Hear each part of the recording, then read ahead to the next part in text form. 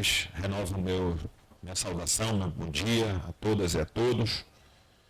Vou repetir aqui o que já disse muitas outras vezes, que advogado vê púlpito e corre para o púlpito. Advogado, não adianta falar sentado, que advogado não fala sentado. Então, agradecer mais uma vez, demais até, né, o convite, dizer que para mim é primeiro uma oportunidade de matar a saudade de vocês. Então, portanto, eu vou deixar de nominar, porque eu teria que falar sobre cada um de vocês que estou vendo, João, Rodrigo, fulano, e aí eu ia passar a manhã inteira aqui. Então, dizer de forma, né, coletiva aqui para vocês que deixo meus cumprimentos, meu abraço forte na pessoa da professora Rosa, minha madrinha, e que fortemente trabalhou para a gente poder construir não só o ambiente, mas daí também a parametrização normativa que nós vamos apresentar. Então, eu saúdo todos vocês, né, professora Rosa, desejando, né, que a gente tenha um profícuo dia de trabalho.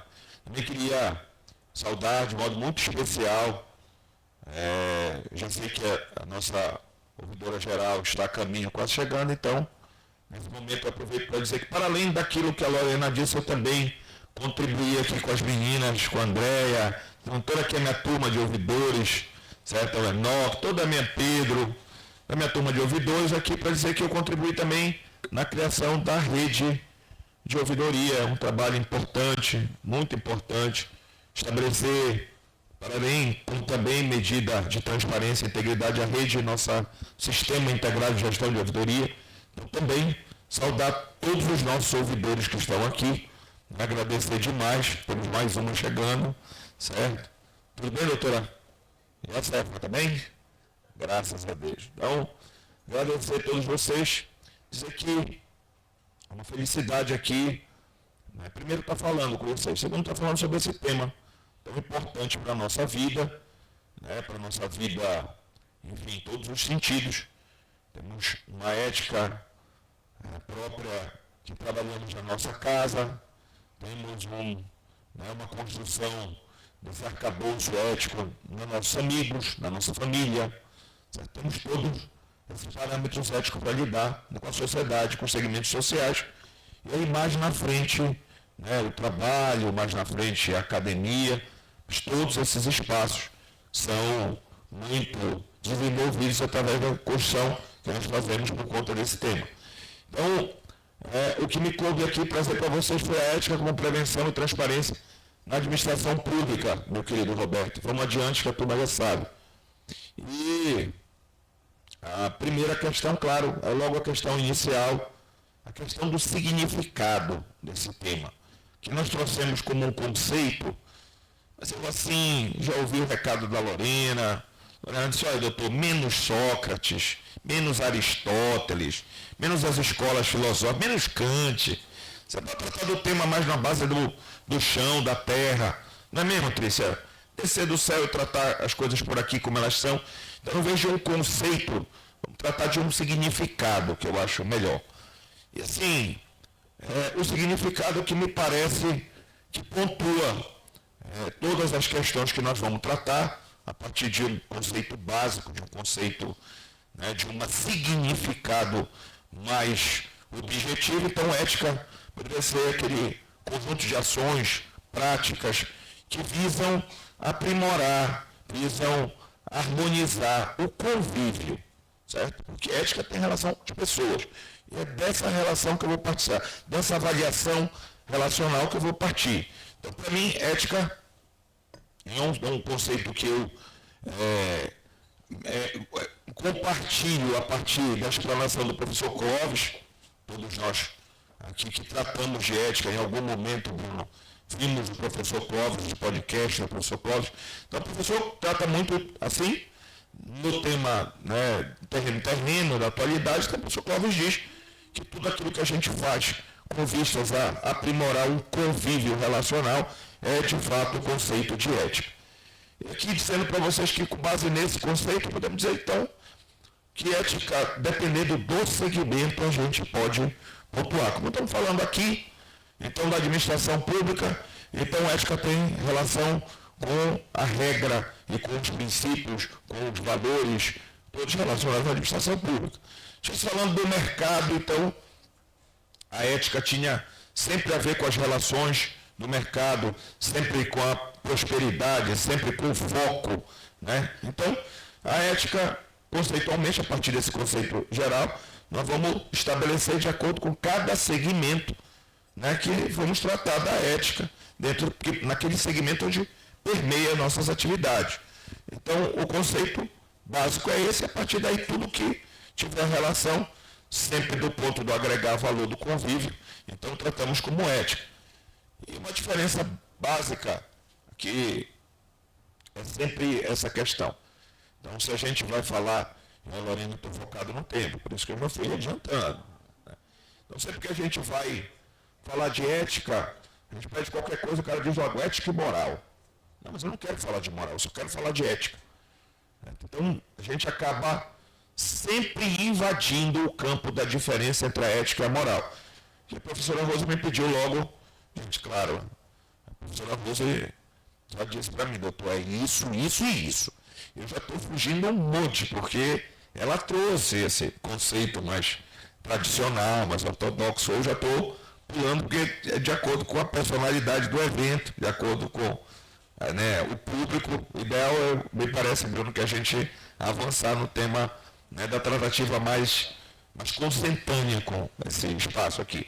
Então, a diferença de ética e moral, para mim, está na autonomia. Basicamente na autonomia. Era aquilo que lá no Maranhão a mãe do Marcos disse para ele: olha, meu filho, moral cada um tem a sua. Certo? A régua moral é a sua régua que vale. Certo? Então, por que isso? Porque nós trabalhamos um conjunto de valores morais que nós praticamente trabalhamos hereditariamente. Praticamente trabalhamos dentro de um conjunto de pessoas que têm relação, certo, conosco, relação pessoal, relação construtiva, relação familiar, hierárquica, é mãe, é avó. Então, esses conceitos, esses valores da moral são construídos muito individualmente, muito personalizadamente. Por isso, a autonomia de poder construir, de poder definir quais são os valores e padrões morais é que diferencia da ética, certo? Nós temos aqui a ética, os padrões mais gerais, os padrões, podemos dizer que assim, a moral, quando ela está impregnada do ponto da boa construção, ela está inserida na ética, certo? E quando a gente tem, assim, a gente trata a moral de uma forma mais a desafiar os valores éticos, então nós temos ali um conflito. Então já podemos observar que se nós tratamos, né, a moral, estamos a desafiar pela moral, pela nossa entendimento de moral, dogmas e padrões éticos, então ela é conflitante. E se não é conflitante, ela está inserida na ética, certo? E a legislação, que é o parâmetro mais seguro para mediar, eu vou usar um termo aqui, muito próprio nosso, vou pedir licença para Thalita, certo? Para harmonizar as relações sociais. Certo? Então, a legislação vem desde que nós, advogados, estudamos as nossas primeiras regras, o Corpus Juris Civis. Então, disseram para a gente lá que nós tínhamos, então, que através da legislação, através da norma, então, harmonizar e mediar esses conflitos sociais. Onde não tem entendimento, tem a norma para dizer o que é para fazer, certo? Mas, como disse, estamos falando de ética, e a norma é só um elemento que está presente nesse conjunto de construção ética. Vamos lá, Roberto? Dizer para vocês que eu fiz uma pequena inversão no material que me foi sugerido para dizer que, se nós estamos tratando de ética, moral e legislação, nada melhor do que a gente começar entendendo pela legislação qual é o parâmetro geral, o parâmetro, né, orientativo geral que a gente recebe.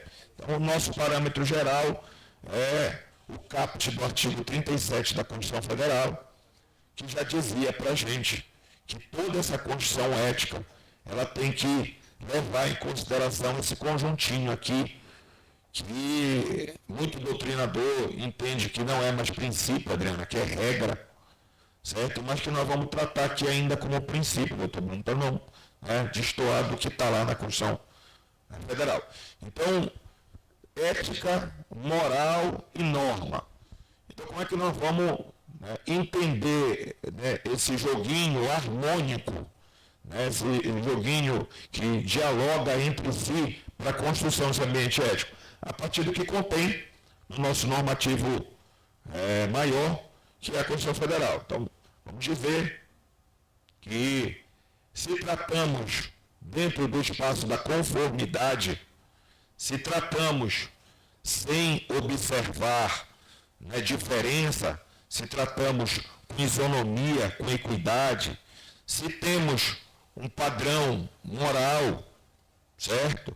Se temos sempre a atenção para a transparência, para a publicidade, e atendemos sempre aí com base na nossa questão da administração pública e eficiência, então temos o conjunto, tá certo, orientativo necessário para a ambientação ética do espaço. Vamos esperar um pouquinho, Lorena, que está entrando a nossa ouvidora geral, e eu já peço uma salva de palmas para a dona Nilma, nossa ouvidora.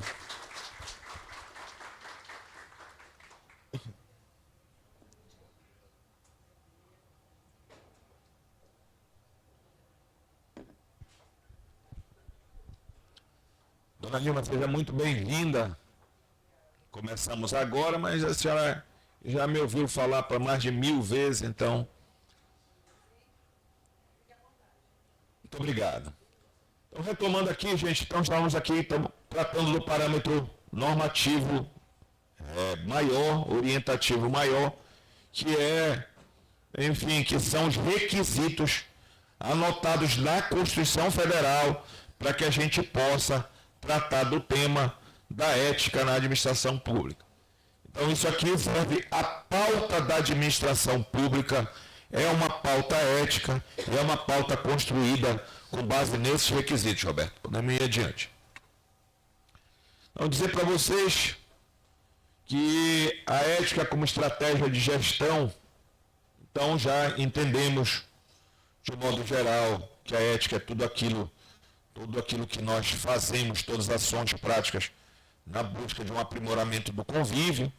Entendemos que para a moral, onde a autonomia ela é limitada, então, se tem autonomia de estabelecer, nós estamos falando de moral, se limitou a autonomia, passou por uma parametrização maior, estamos falando de ética, e estamos falando de um elemento que media, que conforma, que possibilita o diálogo entre um e outro, possibilita o meio condutor de, enfim, impulsionar isso na sociedade, é a norma.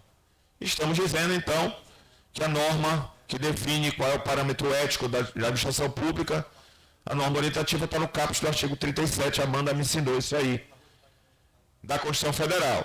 E agora a importância da ética como estratégia de gestão. Primeiro, que a ética como estratégia de gestão é o sucesso da gestão.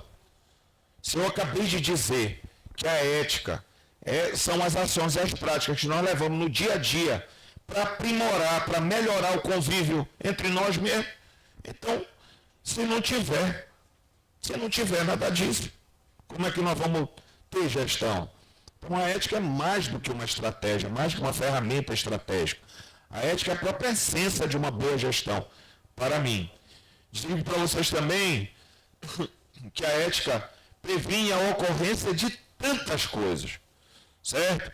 Por exemplo, um ambiente que não está saudável, que não há uma construção ética coletiva, tá certo? É um ambiente que está fadado a diversos problemas, que nem todos podem ser da ocorrência de corrupção, mas pode ser de uma ocorrência de uma má gestão, de fato, certo? Sem o foco da corrupção. Eu usei um exemplo aqui muito legal, que foi o exemplo daquelas médicas iniciantes que filmaram dentro do hospital, e mostraram, fizeram comentário. Ali não tinha nada de corrupção, por exemplo. Mas a falta do elemento da ética esviscerou uma série de problemas daquela gestão, daquela unidade, daquele município, enfim. Então, a falta de uma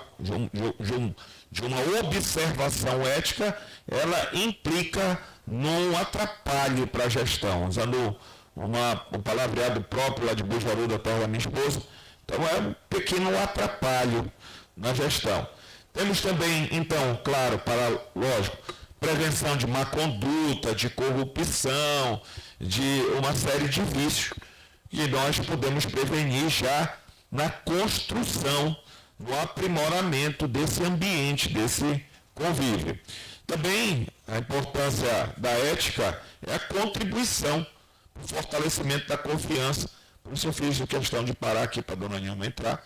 E quando a gente fala de fortalecimento de confiança pública, estamos falando dessa comunicação, desse diálogo, estamos falando da ouvidoria. E vamos chegar lá na frente, a ouvidoria como ferramenta indispensável, não é isso, Rodrigo? Para a efetivação da ética, para o desenvolvimento, para a condução disso aí. Então, estamos falando de fortalecimento de confiança, falamos aqui em cima de prevenção, estamos falando de transparência, falamos de toda a ferramenta que encerra a transparência, ela de fato previne contra uma série de questões, especialmente porque ela imprime segurança, certo? Quando se tem transparência, tem conhecimento, se tem segurança suficiente para acompanhar tudo o que é feito com tranquilidade. Vamos lá, Roberto. Chegamos, então, nos parâmetros normativos mais firmes para nós, né? Passamos um pouquinho pela Constituição, isso aqui é a regra maior, aqui é o parâmetro orientativo maior, e a partir daqui nós vamos desenvolvendo, vamos construindo dentro de cada unidade, cada ambiente, as nossas disposições éticas. Muito bem. Então, antes de falar de códigos de ética e conduta normatizados e escritos, Lana, vamos falar então daquele código que é falado, que não é escrito. Assim, quando a Thalita me diz que ela reúne ela, o marido dela e os filhos para tratar, eu vou ter que contar. Uai. Então, quando a Thalita, eu vou ter que contar. Thalita reúne com o marido dela, coloca os dois meninos na frente, coloca as despesas e diz, você tem que gastar menos de picolé. Você aqui, figurinha de álbum está cortada. Ela estabeleceu um código, uma conversa transparente, não é isso, Thalita? Mas tinha alguma coisa escrita dizendo que era assim? Não. Certo? Quando o Kleber, tudo bem, Kleber? Kleber senta, Kleber eu não digo, né? Mas eu não vi o Aberbal, cadê a Aberbal tá aí? Eu não vi o Aberbal aqui, eu vou pegar o Kleber, para Cristo. O Kleber, quando se reúne com a turma dele, para meter um churrasquinho, um futebol, tem regra. Eles definem lá o que pode. Xingar a mãe não pode. Xingar a mãe não pode. Proibido, não é proibido, Kleber? O juiz pode xingar.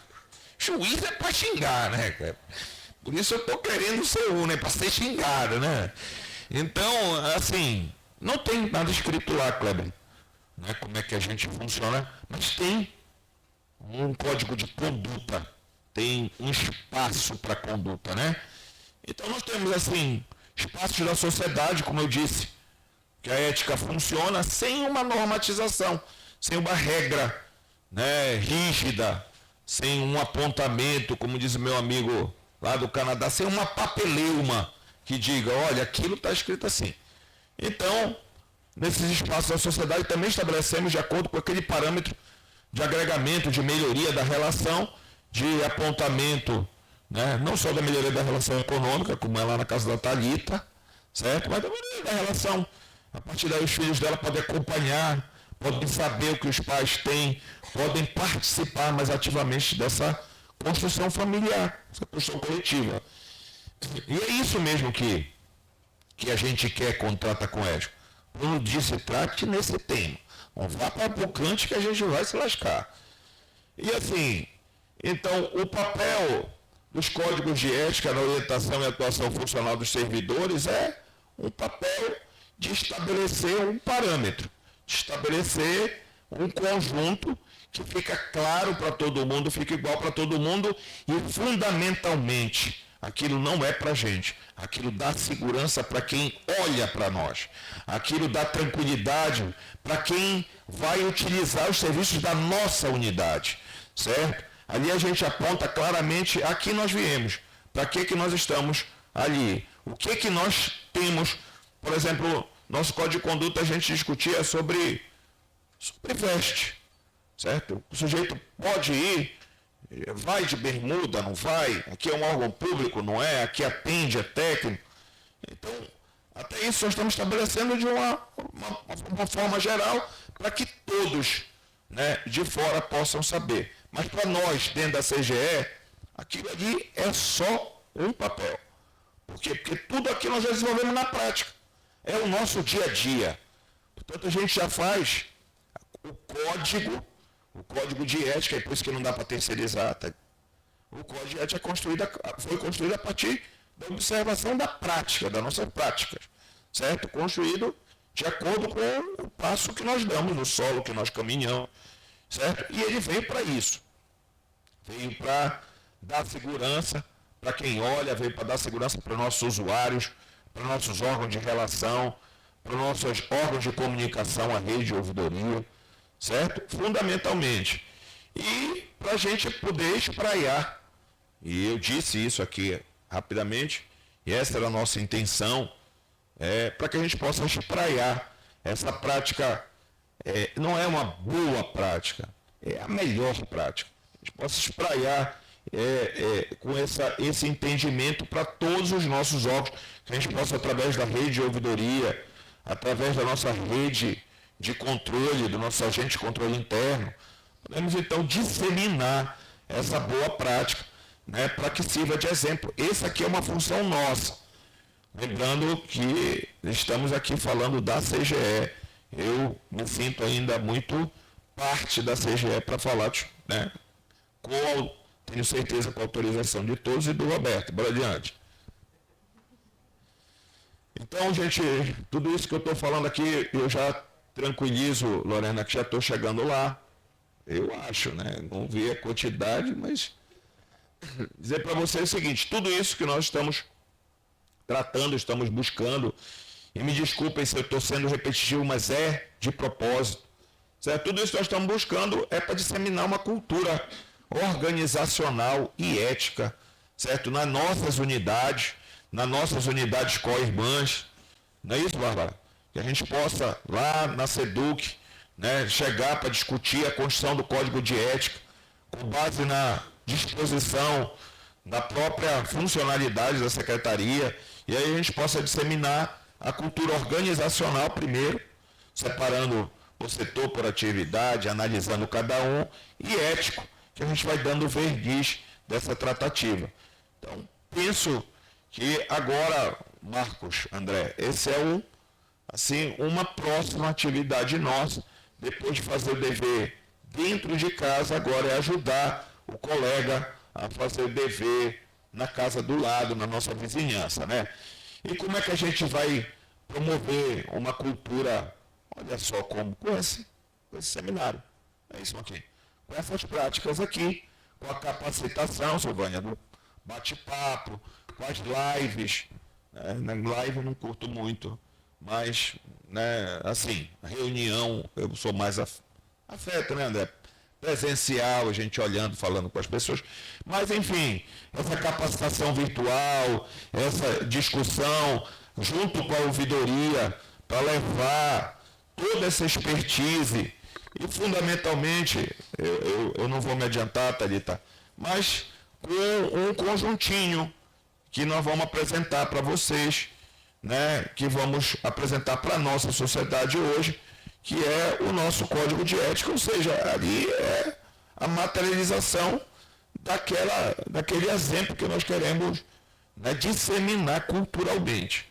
Certo? Precisamos chegar com a boa palavra, mas precisamos chegar também com material para que a pessoa enxergue, certo? Materializada as palavras daquele documento. E para fomentar sempre o papel de liderança. O Código de Ética vem, porque o Código de Ética, como eu disse para vocês, permite, Lilian, que a gente tenha um tratamento igual, que a gente tenha um tratamento isonômico, que a gente possa olhar para todos e assim verificar quem tem a liderança que precisa exercer esse papel. Vocês lembram que logo numa das nossas primeiras conversas, eu disse para vocês, depois vocês viram que não era convencer, eu disse, olha gente, quem tiver projeto na gaveta, quem tiver com a fala presa, quem tiver assim, um pouco, traga tudo para cá, porque o cala-boca já morreu, como disse a Mista Carmen, traga para cá porque eu estou querendo saber, eu sou um cara curioso, e vamos, o que é isso? Fomentar o papel de liderança. Não é isso, Felipe? E daí descobrimos quantas lideranças nós temos lá? Sei lá, 100 lideranças? 80? Mas temos um papel, né, muito significativo que foi através da promoção da cultura da ética que nós descobrimos, né, dessa cultura organizacional, que se organizando, né, claramente nos espaços nós vamos promover essa cultura da relação ética, da melhor relação, do aprimoramento do convívio e assim fazer, enfim, um ambiente, né, mais ético. Vamos lá, Roberto. Então agora, gente, mais para frentemente sobre o tema mesmo, eu vou ter que pegar que não vai ter jeito, professora. Eu vou ter que dar uma olhada aqui, né, professora Rosa?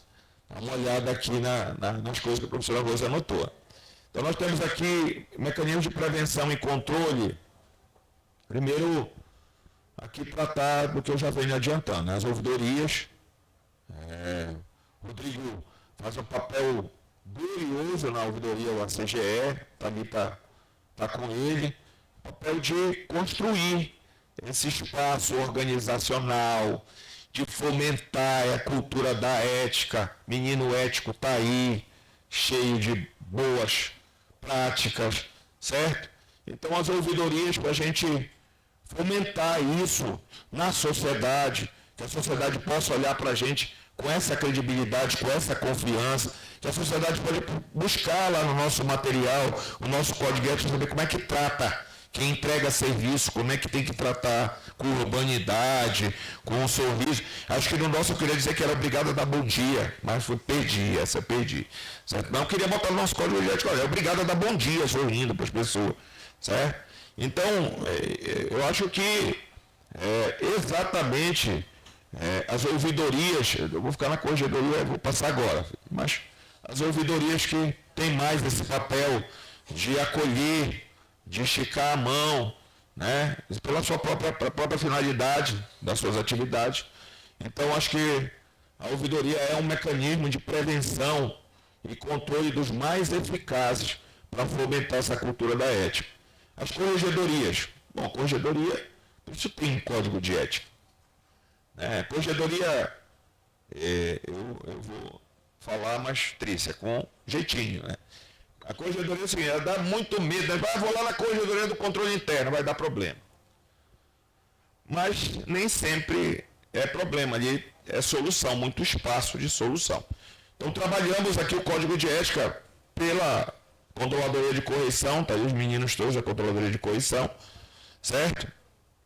E trabalhamos a contribuição da prevenção pela corregedoria.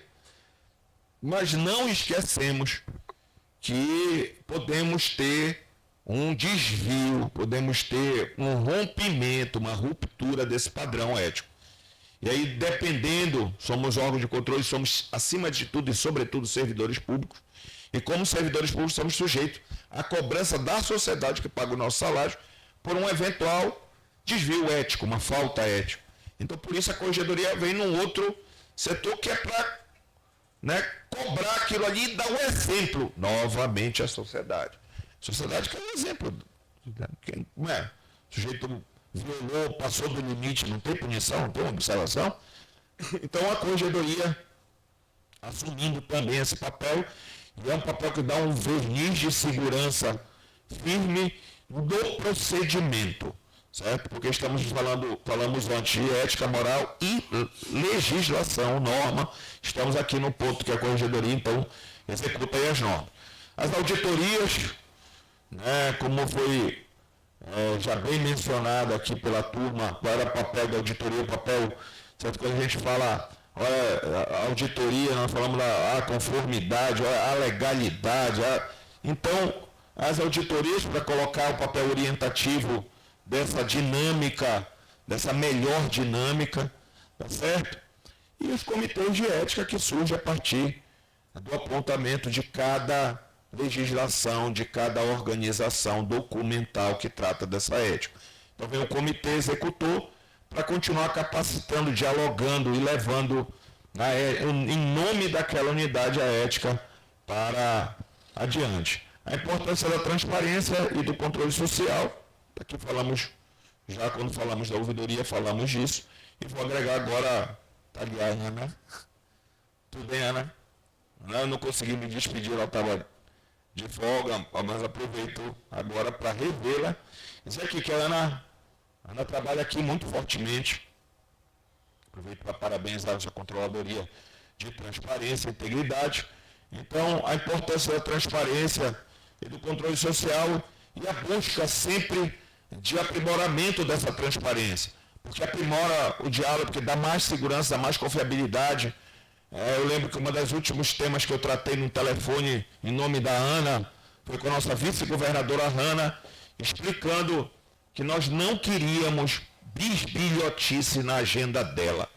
Nós queríamos a agenda dela para botar no portal, porque a sociedade pode bisbilhotar, certo? E ela compreendeu claramente e percebi que organizou o fluxo. Nós podemos agora, Marcelo, dar uma outra tratativa nesse espaço. Então não é a CGE que quer nada, é porque a sociedade exige que todas as informações inerentes a tudo que a gente faz no governo seja dividido com eles. E uma das coisas que ele quer saber é onde anda o governador e a vice-governadora, certo? Qual é a agenda deles, certo? E eles precisam dizer, eu trabalho até 10 horas da noite, está aí a minha agenda, certo? Todo dia, 8 da manhã, meu filho está doente, eu não sei, porque eu estou trabalhando. E assim, a transparência ganha uma importância maior, certo? Porque acaba sendo esse meio condutor mesmo entre o que está lá e o conhecimento da sociedade e a devolutiva da sociedade, tá certo? Dizer para vocês, bora lá, Roberto, agora que eu acho que enfim, então, queria dizer para vocês que a professora me pediu para tocar num potinho aqui, desses desafios e obstáculos na promoção da ética, mas dizer também para vocês aqui um pouquinho das nossas ferramentas de tratativa desse tema. E aqui eu vou fazer uma pequena digressão para tratar rapidamente, que é o primeiro tema de corrupção, unidade e cultura da conivência, como desafio. E aí digo para vocês que a gente tem trabalhado muito isso, vou voltar a falar da Ana ali, porque o lado A da Ana fala de transparência, o lado B dela fala de integridade, não é isso, Ana? Então, a ética, aqui no nosso ponto, e nosso órgão de controle, imagina, o controle interno do Estado aqui, estamos a falar então de prevenção, lógico. E quais são os mecanismos nossos que nós temos? Nós temos as medidas de transparência, que se revelam medidas de integridade, que todas são verificadas do ponto da construção de um aparato de segurança chamado compliance. É um termo bonito, um termo que pode dizer tanta coisa, pode traduzir como, enfim, verificação de legalidade, como quiser. E que nós estamos tratando desse ponto da ética. Após construir essa cultura, então agora estamos a construir as ferramentas de exigir o cumprimento da norma, de exigir o cumprimento das boas práticas, Márcio, de exigir o cumprimento da legalidade. Você que mexe com prestação de contas sabe disso, certo? A gente tem que observar, enfim, uma série de pontos, desde conformidade até verificação, enfim, de todos os pontos, de todos os requisitos que existem num conjunto normativo que está dentro dessa ética. Então, gente, o que nós estamos construindo agora? As ferramentas para que o Estado do Pará seja dotado desse compliance, que é exatamente a ferramenta que a gente utiliza para enfrentar esse desafio, né, de com ética afastar a possibilidade de corrupção, impunidade, cultura de, enfim, de uma estagnação cultural. E a superação desses desafios, como disse, é da nossa expertise, Lorena. Nós somos pessoas criadas e formadas para superar os desafios através não só das estratégias preventivas, essa aqui é uma delas, certo? Mas também, Amandinha, cadê a Amanda? Olha ali, Amandinha, não só para prevenção, mas para enfrentamento também. Primeiro a gente vai lá olhar o risco, então governança, risco e compliance, não é isso, Amanda? Então primeiro a gente tratou da governança, agora estamos ali no risco, já verificamos o risco, mas quando o risco se transforma em realidade, aquele medo se transforma em realidade, nós temos que enfrentar. Então lá, quando a gente vai na auditoria, na ferramenta que estava no slide anterior, a gente já previu todos os riscos e eles ocorrendo, a gente já tem também, não é isso, Gabriel, as medidas para enfrentar cada um desses. Então nós somos um órgão, doutora, criado, o Marquinhos treinado para enfrentar do ponto da prevenção e do combate também todos esses elementos que desafiam a ética. Vamos lá, Robertinho. Eu acho que agora está chegando lá. Eu vi conclusão. Conclusão, ética como valor e estratégia de gestão. Olha, eu quero dizer para vocês, Lorena, que eu li só um detalhe, ética e compliance. O resto que estava para baixo eu já apaguei o telefone. A professora Rose já se sente contemplada. Mas tinha muita coisa aqui, menina, escrito. E eram uns conceitos longos, meu pai. Então, assim, conclusão e ética como valor estratégico de gestão. Eu acho que eu disse tudo para vocês aqui ao longo da minha palestra, certo? Como é fundamental a ética como assim, ferramenta estratégica, de planejamento estratégico. Eu tenho certeza que eu e a professora Rose pudemos incutir no consciente de vocês exatamente isso, Thalita.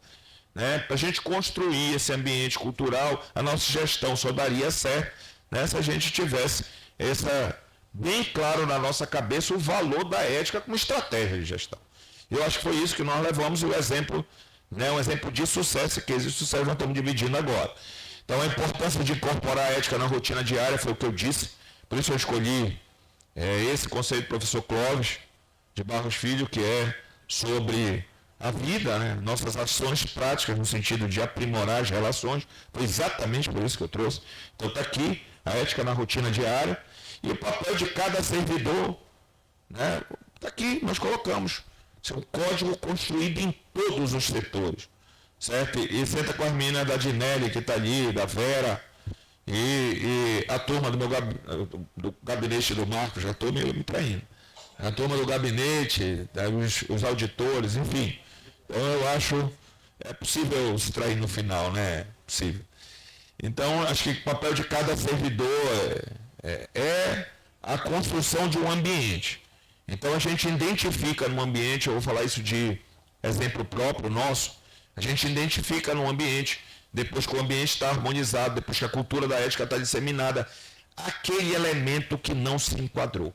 Ele facilmente é perceptível nesse meio. Não é mesmo? Vocês podem atestar isso aí. Robertinho.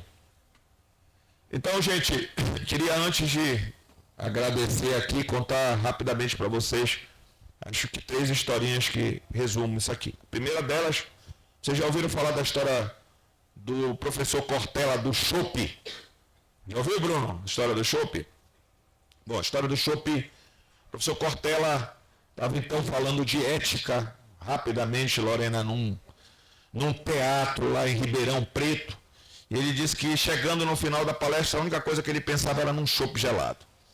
A cabeça dele só funcionava num chopp, porque do lado do teatro onde dava a palestra tinha a melhor choperia de Ribeirão.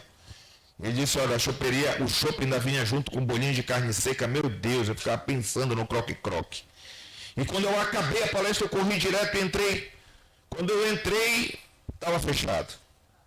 Aí aquela decepção, olhei para minha esposa e disse, vamos embora para o hotel, comer no hotel. Aí o hotel fica dentro do shopping, isso é comum nos lugares do interior de São Paulo. Então o hotel ficava dentro do shopping, ele foi pro hotel, chegou lá no hotel, quando ele entrou no hotel para comer, ele viu que no shopping tinha a mesma franquia de chopp que ele queria. Ele disse, agora eu vou tomar o meu chopp. Quando ele entrou, uma fila, 1h30 de fila. Ele ficou na fila, passou 15 minutos. Ele é professor Cortella, o que aconteceu? Veio o gerente. Disse, professor, Bruno, professor Cortella, professor, saia da fila, eu tenho uma mesa especial. Aí as 3 palavras que ele utiliza.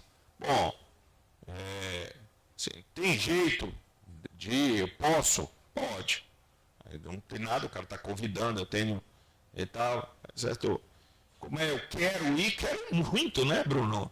Meu Deus, 1h15 ainda falta de fila. Mas vem o terceiro elemento, eu devo ir? Não. O que fez então o professor Cortella? Tomou o chopp 1h30 depois daquele momento, enfrentou a fila, sentou, e o que ele conta? Que o chopp entrou com aquele gosto do merecimento. O que eu quero dizer com isso aqui? Exatamente tudo que eu disse. A ética não é um conjunto escrito, é aquelas atitudes nossas do dia a dia que contribuem para a construção desse ambiente, contribui para o fortalecimento pessoal dessas questões, desses valores. Vou contar uma segunda questão para vocês, rapidamente, rapidamente. Dizer para vocês o seguinte, eu recebi esse honroso convite, eu não sei quando eu recebi, mas chegou na quarta-feira, eu virei para a Luciana e disse, meu amor, cadê o material da palestra? Cadê? Ela disse, vou já atrás desse material. E ela disse para mim, meu filho, no caminho do cinema, fomos para o cinema com a nossa pequena princesa, ver Branca de Neve. No caminho ela disse, meu filho, aqui a nossa palestra está aí, o tema da palestra é ética na administração pública. Eu disse, ai meu pai, entramos no cinema, Luiz, entramos no cinema, aquele negócio bacana. Começa o filme Branca de Neve. Quando acabou o filme, nós fomos para casa. E aí só eu sentado, né, para tomar um pratinho de sopa, o cara com dieta miserável, sentando lá, aquele negócio sem graça, pensando, a cabeça remoendo. Hoje eu não devia nem falar nada, eu devia contar o filme para vocês, que o filme é tudo isso aqui que a gente falou. Então, eu queria dizer apenas para vocês o seguinte, que 2 passagens que revelam tudo isso que nós conversamos. A primeira, o rei vai embora, certo? Para uma batalha, ele ia ser morto, na verdade. Mas ele estava enganado, pensando que era uma batalha, e foi se despedir dela. E quando se despediu dela, deu um colar. E aquele colar tinha umas palavrinhas, que eram as palavrinhas da ética. Estava escrito justiça, Bruno, lealdade, honra, dignidade. Então ele deu para ela um conjunto ético. E disse para ela que o reino só seria o ambiente, a coletividade, a comunidade, só seria feliz se ela exercesse aquelas palavras. Foi embora, morreu, o reino virou um reino de trevas e o mal só foi vencido a partir do momento que toda a coletividade lembrou de como era o ambiente ético. E a partir dali, o padeiro pode dizer que ele era padeiro com orgulho e que ele servia a sociedade. O agricultor pode dizer que cultivava a maçã para fazer uma torta coletiva para dar para todo mundo. E assim, com base na ética, na lição ética, nos dogmas, nos valores, o bem venceu o mal. É isso exatamente que eu trouxe para vocês aqui. E a última historinha é a nossa mesmo. É a nossa história de vida. Cheguei lá na CGE, o cara disse, olha, não vai naquela sala ali que não pode entrar. Olha, aquela sala ali, vai com jeito, vai pesando o boi no olho, vai com a mão leve. Essa aqui nem tenta, que essa aqui brigou com essa aqui não fala com esse aqui. E assim, gente, eu dizia muito para o Marcos, muito nos nossos momentos, estávamos que a gente não era, nenhum de nós éramos assim, que a gente ia transformar aquele ambiente a partir da percepção de cada um sobre a sua importância, da participação de cada um, do fomento da liderança, certo? De agregar, abrir espaço, que era construir uma base ética sólida para que a CGE, para que cada uma pessoa que está trabalhando na CGE possa trabalhar feliz, possa trabalhar se sentindo importante e eticamente valorizado. E é exatamente esse a minha maior felicidade de saber que tudo isso que estava aqui escrito a gente fez na prática. Gente, muito obrigado e meus parabéns.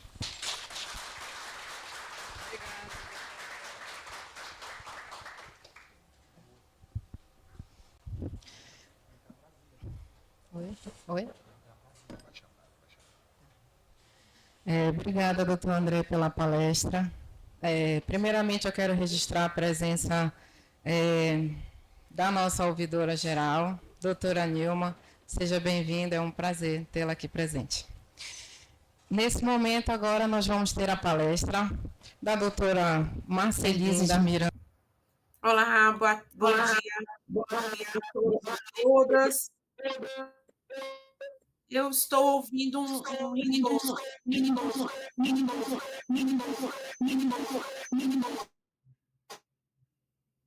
Agora não mais.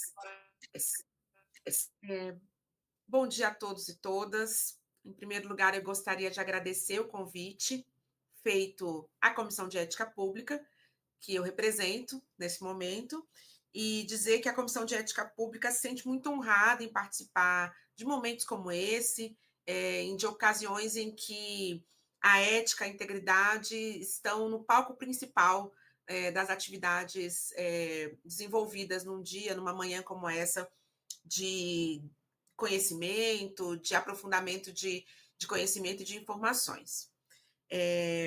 Além disso, eu gostaria de dar os parabéns, né, à CGE, né, do Estado do Pará, pelas iniciativas, porque uma das coisas mais importantes, fundamental, na verdade, no entendimento da Comissão de Ética Pública, é o fomento, né, a disseminação da cultura da ética e da integridade. Isso é o principal. Eu fiz uma apresentação, não sei se o professor Renan pode me ajudar a colocar ela aqui no ar. Sim, eu fiz uma apresentação, ela está um pouco extensa, e como eu tenho um teto, preciso estar em outro compromisso às 11 horas, eu vou passar algumas partes e tentar ir para o que eu considero mais importante para a nossa discussão aqui. Vocês me perdoem, mas depois dessa apresentação, eu vou fazer talvez uma pequena revisão, vai ficar disponível para todos e todas poderem depois olhar, e a gente também pode conversar sobre ela posteriormente, tirar algumas dúvidas. Se o professor Reinan puder passar para mim, por favor, o slide.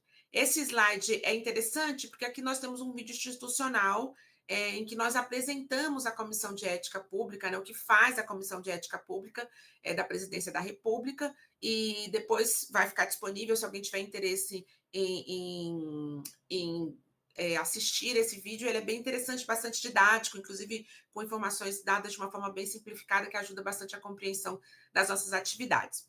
O próximo slide, por favor. Eu vou pular essa parte, porque eu acho que o nosso palestrante anterior trouxe muitas informações importantes, interessantes sobre esses conceitos de ética, né? E eu acho que a gente pode, então, ir um pouco mais para frente para falar da base normativa da ética pública, muito rapidamente, da nossa legislação de referência, né? O decreto 1171, que é o Código de Ética Profissional do Servidor Público, o decreto de 26 de maio, que cria a Comissão de Ética Pública, o Código de Conduta da Alta Administração Federal, que é um documento de 2000, o decreto do Sistema de Gestão de Ética do Poder Executivo Federal, e uma das leis mais recentes e bastante relevante, que é a Lei de Conflitos de Interesses, que é a Lei 12.813 de 2013. Essa documentação é a base normativa sobre a qual se assenta o sistema de ética pública e de alguma forma, também se espalha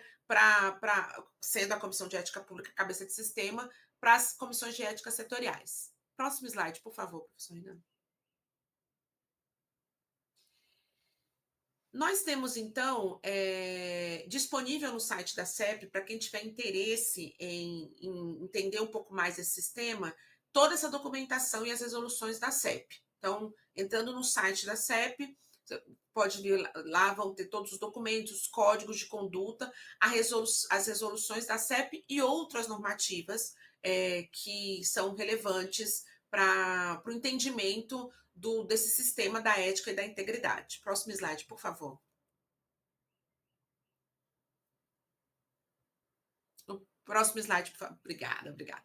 Então, a Comissão de Ética Pública, e eu gosto sempre de trazer essas informações, porque às vezes é uma curiosidade que as pessoas têm sobre sua composição, ela foi instituída por um decreto de 26 de maio de 1999, ela é composta por 7 brasileiros, que preenche os requisitos de idoneidade moral, reputação ilibada, notória experiência de administração pública. A designação é feita pelo presidente da República por um mandato de 3 anos. Nós temos um presidente que tem um mandato de 1 ano, hoje o nosso presidente é o doutor Manuel Caetano, e na nossa composição de hoje, nós somos pela primeira vez mulheres em maioria. Nós somos 4 conselheiras e 3 conselheiros. Isso é um momento importante para a comissão, uma vez que já houve momentos na comissão em que não havia nenhuma mulher, ou então que havia apenas uma mulher. E hoje nós somos maioria na composição da Comissão de Ética Pública.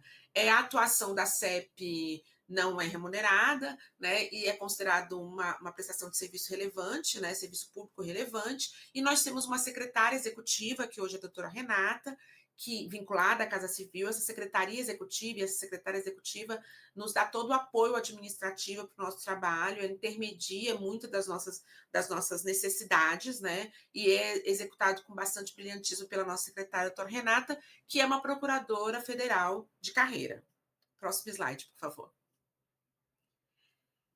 Então, aqui nós temos as linhas gerais de atuação da Comissão de Ética, né? E eu diria que uma das mais importantes e que eu estou aqui nesse momento representando é a da promoção da cultura da ética, né? O desenvolvimento de ações de orientação. Cada vez que um conselheiro ou uma conselheira tem oportunidade de estar com vocês, de estar com servidores públicos num momento como esse, nós acreditamos que nós estamos fomentando essa cultura da ética e da integridade, desenvolvendo ações de orientação. Né? Além disso, nós temos essas outras atividades que nós colocamos aqui, né? Nós somos, em primeiro lugar, e acima de tudo, uma instância consultiva do presidente da República e de ministros de Estado em matéria de ética pública. Nós zelamos pela aplicação e aplicamos o Código de Conduta da Alta Administração Federal, apuramos conflitos de interesse da alta administração, dirimimos dúvidas em torno do Código de Ética Profissional do Servidor Público Civil do Poder Executivo Federal e coordenamos o sistema de gestão de ética, que, como eu disse, é um sistema que se espraia para todo o Executivo Federal através das comissões de ética setoriais. Próximo slide, por favor. Então, vamos aqui para o principal, né, dessa nossa conversa, que é onde eu vou me deter um pouco mais, que são os desafios para a gestão da ética. A gestão da ética ela é desafiadora em vários sentidos. Não só no sentido de estruturar um sistema de gestão da ética, um sistema de gestão da integridade, e treinar essas pessoas, as pessoas que vão trabalhar nesse sistema, como também é um compromisso, como nós colocamos aqui, institucional, que é contínuo. Ele não pode ser interrompido, sob pena de se perder o trabalho feito anteriormente. Então, nós temos como desafios da gestão da ética a prevenção de irregularidades e de conflitos de interesse. Nós não queremos, como conselheiros ou como comissão de ética, apenas dizer se houve ou não houve conflito, dizer se houve ou não houve irregularidade. Nós queremos prevenir essa irregularidade, prevenir a existência de conflitos de interesse. Né? Então, nós costumamos dar uma velocidade bastante grande para a avaliação desses processos em que se discute irregularidades e conflitos de interesse. Outro desafio importante na gestão da ética é da celeridade no julgamento dos processos. Então, quem for lidar com isso no cotidiano vai ver que muitas vezes é preciso fazer uma diligência, é preciso ouvir as pessoas, é preciso buscar mais informações, e às vezes em equipes diminutas ou que tenha outras atribuições, além das atribuições relacionadas com essa atividade no sistema de gestão de ética, essa velocidade não é aquela que nós gostaríamos de imprimir ao trabalho. Outra parte importante, bastante desafiadora para nós nessa gestão, é a gestão da jurisprudência. Né? Realmente uniformizar entendimentos, né? Realmente fazer com que essa uniformização de entendimento seja acessível a todos, como material de pesquisa, não só para quem atua no sistema de gestão, mas também para quem quiser pesquisar mesmo, para pesquisadores e estudantes e estudiosos do tema da ética, e a gente pretende, em junho de 2025, ter esse sistema de jurisprudência no ar. Né? É um trabalho, uma tarefa que a Secretaria Executiva tem desenvolvido, ao lado de alguns conselheiros, para que nós tenhamos um sistema de jurisprudência que seja realmente acessível e realmente contribua para as atividades de todo mundo que atua no sistema da ética de alguma forma. Né? Nós temos aqui o nosso engajamento, né, que é um grande desafio para nós, porque eu moro em Brasília, né, eu sou uma conselheira que mora em Brasília, nós temos outros conselheiros que não moram em Brasília, mas eu sou uma conselheira que mora em Brasília. Mas eu estou em São Paulo agora, no meu escritório de São Paulo, em atividades aqui, né? Então, como nós não temos uma atividade remunerada, todos nós precisamos seguir as nossas vidas, né? E, ao lado disso, participar e nos engajar nessas tarefas que têm relação com a promoção da ética. Então, isso também é um pouco desafiador, né? E, por fim, eu acho que temos como um desafio enorme e realmente o principal desafio, né, é o combate ao assédio e à discriminação na administração pública. Esse, inclusive, vai ser o tema do nosso seminário, do nosso 25º seminário. A gente fazemos um seminário anual, para o qual estão todos e todas convidados. Vai ser agora no dia 15 de maio de 2025. O nosso tema lá vai ser o assédio moral, assédio sexual. E eu acredito que seja um dos itens mais importantes. Por quê? Porque, de fato, filosofar ou, de alguma forma, teorizar sobre a ética, sobre a integridade, é muito importante. Né? Se cria um arcabouço de conhecimento, se cria uma base teórica, mas de nada adianta se nós efetivamente não pudermos incidir no que no cotidiano faz parte, muitas vezes, da vida de um servidor. Esse servidor nos ouve falar sobre ética e sobre integridade e muitas vezes está sofrendo assédio no seu ambiente de trabalho. Então, para nós, então, o combate efetivo desse assédio, o combate efetivo de discriminação, a promoção da diversidade tem que ser uma meta e o foco principal para que nós não fiquemos apenas na teoria, no desenvolvimento de um arcabouço teórico em torno da ética, para que nós também não sejamos um lugar apenas de punição, eventualmente, né, de estabelecimento de penas éticas, mas sim um lugar em que se fomenta a extinção dessa prática dentro da administração pública. Senão, na verdade, nosso trabalho vai ser um trabalho sem sentido, sem razão de existir. Não é? Então, isso é uma coisa muito importante. A Comissão de Ética Pública tem muita preocupação com isso. Vai ser o tema do nosso próximo seminário, que é o combate ao assédio sexual e moral na administração pública. Né? Vamos ter vários palestrantes importantes que vão falar sobre isso, sobre vários enfoques, e eu vou depois disponibilizar para vocês a programação do nosso seminário, para quem tiver interesse em comparecer. Próximo slide, por favor. Então, avanços e implementações da CEP, nós temos aqui o peticionamento eletrônico, né? Isso nós trazemos para vocês, para que vocês, eventualmente, se acharem que alguma dessas coisas pode ser útil para vocês, nós podemos contribuir de alguma forma, trazendo informações sobre como implementamos, como fizemos, né? Para que vocês possam, de alguma forma, aproveitar né? Então, nós temos o nosso peticionamento eletrônico, que facilita o envio das denúncias, consultas com mais agilidade e segurança. Nós temos esse nosso seminário anual, que eu já falei bastante deles no slide passado. Nós temos o banco de sanções, onde é possível fazer uma consulta pública dessas sanções que foram aplicadas, né? Isso é muito importante para nós, porque promove esse controle da sociedade em torno da atividade da Comissão de Ética Pública e da nossa atividade também como fomentadores da ética e da integridade no sistema, né?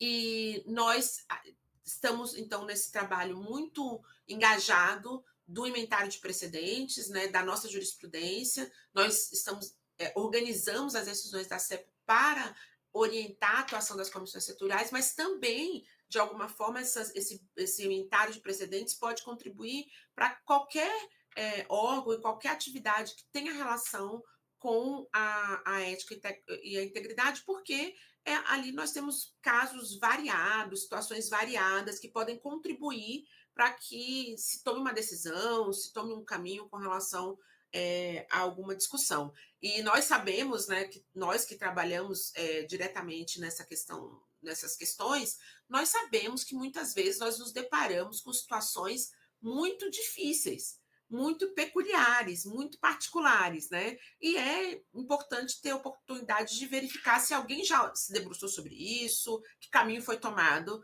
né, numa situação como essa. Próximo slide, por favor.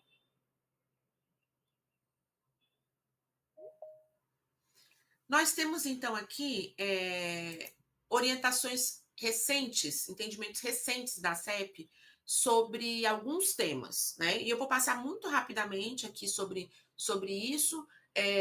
Nós temos orientações recentes sobre o tratamento de informações pessoais, tá?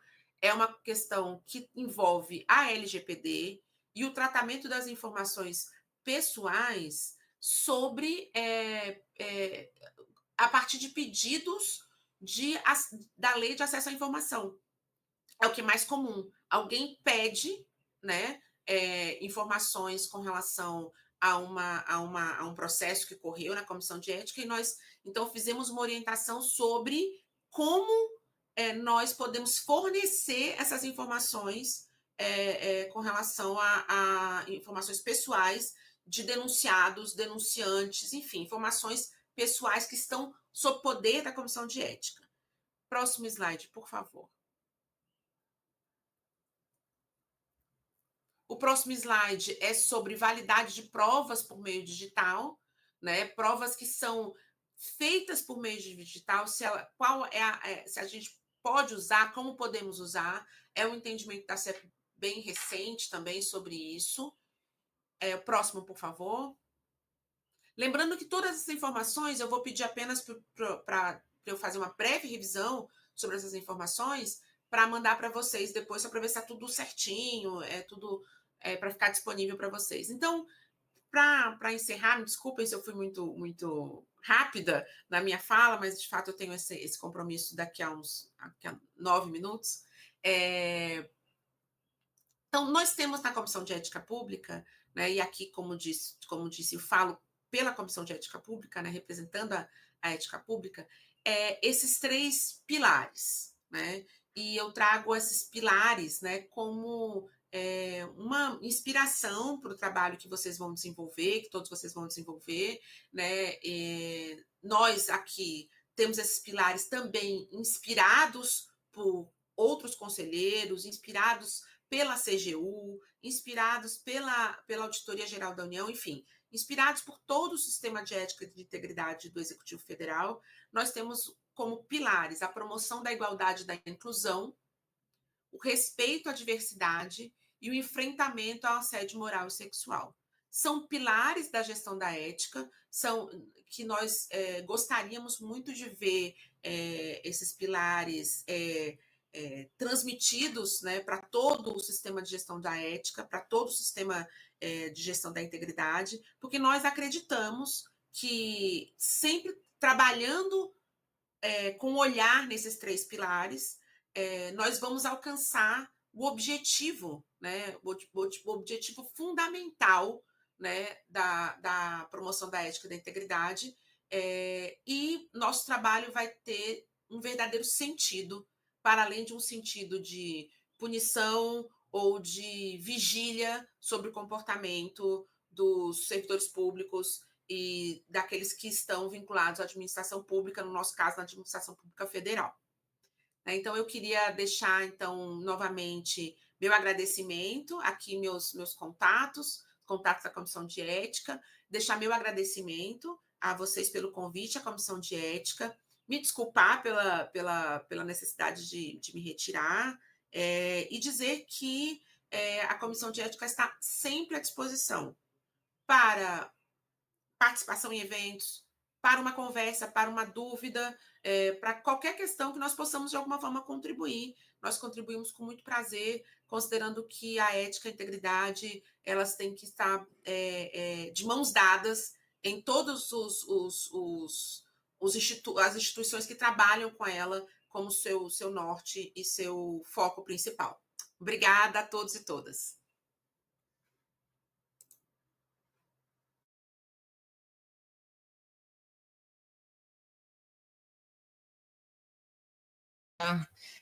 Foi uma honra tê-la aqui, se pronunciando por um tema tão importante. Nesse momento, eu convido os senhores e senhoras a um coffee break, que terá duração de 20 minutos. Bom dia a todos. Eu não sou muito de protocolo, eu gosto mais de falar e mostrar o nosso trabalho, mas eu queria agradecer novamente ao grupo de trabalho, porque por mais que eu coordenei, todo mundo fez parte do grupo. Foi um trabalho da CGE, um trabalho conjunto que a gente tentou assim buscar o máximo de envolvimento possível de todos os atores da CGE. Eu queria fazer um agradecimento especial à minha equipe da Controladoria de Harmonização, porque mesmo não estando no grupo de trabalho, eles me aguentaram aí por 6 meses, lendo, relendo, lendo de novo. Então, eu queria pedir que os que estiverem presentes da Controladoria de Harmonização ficassem de pé um momentinho, só para todo mundo conhecer vocês. Bora, Rodrigo. Dina também, que você era da harmonização.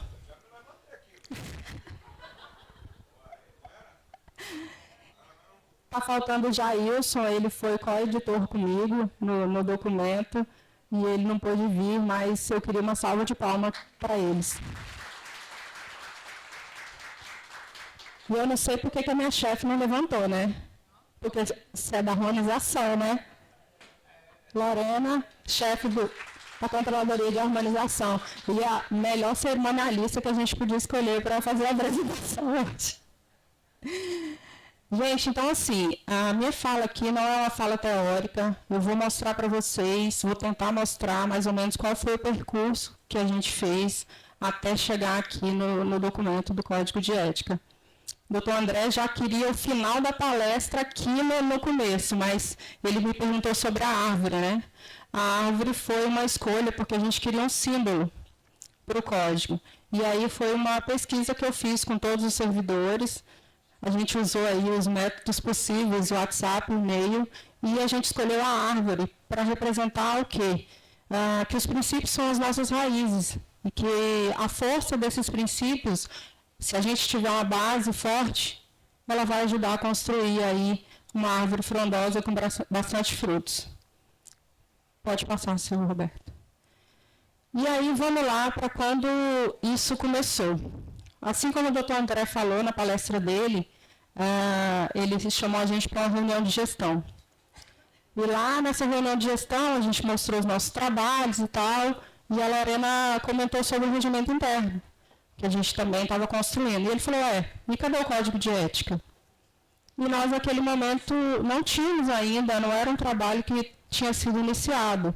E ele lançou o desafio, perguntou se alguém poderia organizar esse grupo de trabalho para construir esse código de ética. E eu, assim, a minha mãe me fez de um jeito diferente. Eu tenho um dia de aceitar desafios difíceis.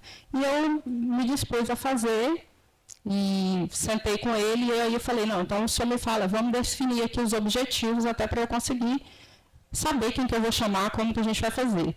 Então, as nossas ideias e metas iniciais eram essas. A gente entender a necessidade de por que se tem um código de ética e que esse código ele unificasse a missão e os valores da CGE. Porque precisa de, assim como o doutor André falou, a gente precisa resolver dentro de casa. Então, é algo, pode ser que seja comum a todos, muitas coisas, mas algumas coisas são específicas. Nossa segunda meta era construir um documento que tivesse ações práticas, porque a ética, não conheço aí todos os filósofos, mas ela é viva, né? Ela está aí no dia a dia, ela está em todos os nossos eventos, nossas ações, em tudo que a gente faz. Seja na reunião mensal lá da minha residência, que o meu marido me mostra um dashboard com quem está gastando mais, ou seja no nosso trabalho, na nossa organização do dia a dia. E a terceira meta era que a gente fizesse isso com a união e a contribuição de todo mundo. É difícil fazer um grupo de trabalho com 80 pessoas, mas a gente conseguiu reunir essas 12 pessoas, alguns auditores, gente da área meio, do administrativo, do jurídico e assim por diante. Pode ter acontecido a gente não ter conseguido atingir todo mundo, porque é impossível que eu sozinha dialogasse com 80 pessoas, mas a ideia era que as pessoas que estivessem representando os seus setores conversassem com a equipe e trouxessem para a gente essas informações. E agora, pode passar, Sr. Roberto. Aqui, assim, eu tentei resumir, que era para não passar o dia todo falando para vocês as minhas subidas e descidas de escada, né? Mas, basicamente, foi isso. Nossa reunião com o Dr. Bassalo aconteceu ali em junho e julho, né, quando a gente sentiu a necessidade e precisava desse documento.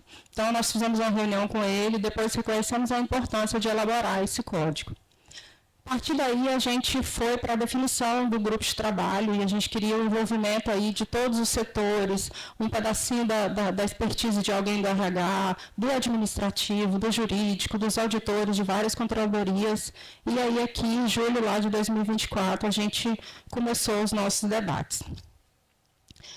Na construção dos debates, aqui em julho, eu senti a necessidade de ter uma estrutura, porque eu ia debater o quê, né? Eu precisava de uma estrutura para conversar com as pessoas. Então, eu li bastante coisa, me baseei nas legislações, deixa eu pegar aqui que eu anotei. A gente se baseou, lógico, na lei do Estado, na 5.810, na 1.171, que é do governo federal, além das nossas ISOs que a gente segue, na lei de conflito de interesse também, na 12.813. Mas eu não quis colocar essa parte técnica aqui para vocês, porque são partes que a gente tem que fazer e todo mundo já sabe disso, né? Então, o que eu fiz? Eu criei uma minuta inicial com a ajuda do Jailson, a gente colocou os tópicos mais importantes, e aí nós partimos aqui para a reunião consultiva com o professor Dr. Aleph, que leu o nosso documento e mostrou para a gente algumas coisas que estavam fora de lugar, e assim a gente começou a construir esse documento bem devagar, com bastante... tentando estudar bastante. Então, muitas leituras, a gente leu, acho que o código de todas as CGEs existentes de vários lugares. E aí, a partir daí, a gente começou a... Até chegar ali em agosto, foram várias reuniões com o grupo de trabalho, lendo essa minuta, relendo, digamos assim, debates bem calorosos, né, Trícia? E não só na hora da reunião, porque quando a gente estava tão envolvido, às vezes no corredor a gente passava e já juntava ali uma rodinha, alguém já falava, mas isso é ético, mas eu posso. Não, isso não pode. E aí a gente discutiu bastante, né, Felipe? Felipe participou de um desses aí, bem acalorado. Mas a ideia era trazer isso para a gente transformar isso em um documento vivo, um documento que trouxesse vida para esse código, não ser uma lei, um papel jogado para lá.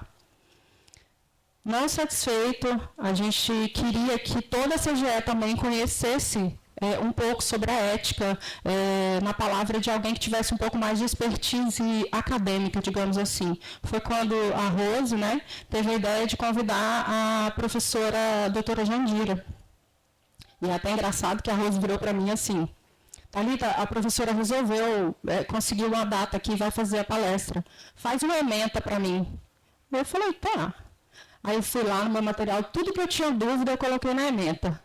Aí depois a professora me ligou, mas Thalita, você quer uma pós-graduação em ética, eu não vou conseguir falar isso em 2 horas. Mas, graças a Deus, ela conseguiu, e aí foi um momento, pelo menos para mim, de muita... Sim, clareou muita coisa, ela trouxe muitos exemplos práticos, e a gente viu que o caminho que a gente estava seguindo no Código de Ética estava correto, porque tudo que ela falou lá, o nosso Código de Ética complementava. A Márcia, acho que ela já foi, mas a Márcia também estava fazendo uma pesquisa de um projeto lá da transparência, e todas as pesquisas, todas as perguntas também que tinha lá nesse documento estavam no nosso código. Então, assim, foi um momento bem importante. Daí para frente foi mesmo a validação com a chefia imediata. Cantuária, na época, era nosso controlador adjunto de controle interno. Lemos a minuta várias e várias vezes. Subi e desci a escada muitas vezes. Matheus, não sei cadê ele, mas ali também leu a minuta. Então, assim, várias pessoas leram a minuta, e aí qualquer ponto que alguém via, o olhar de quem lê é diferente do olhar de quem escreve. Quando a gente escreve, você está muito envolvido ali, então quem lê e vê de fora tem uma visão diferente. E aí, em fevereiro de 2025, nós publicamos o nosso Código de Ética. E aí, teoricamente, a minha linha do tempo deveria terminar aqui, né? Porque a minha parte aqui nesse trabalho era coordenar o grupo até que o documento fosse publicado. Mas aí o meu então chefe Cantuária, hoje é Dr. Marcos Cantuária, Nobre, alguma coisa, mas a gente chama ele de Canto. Eu mandei para ele a última versão da minuta, e aí ele terminou de ler, e aí me mandou uma mensagem: olha, Thalita, gostei muito e tal, mas eu achei meio cansativo, meio enfadonho. Aí eu falei, como assim?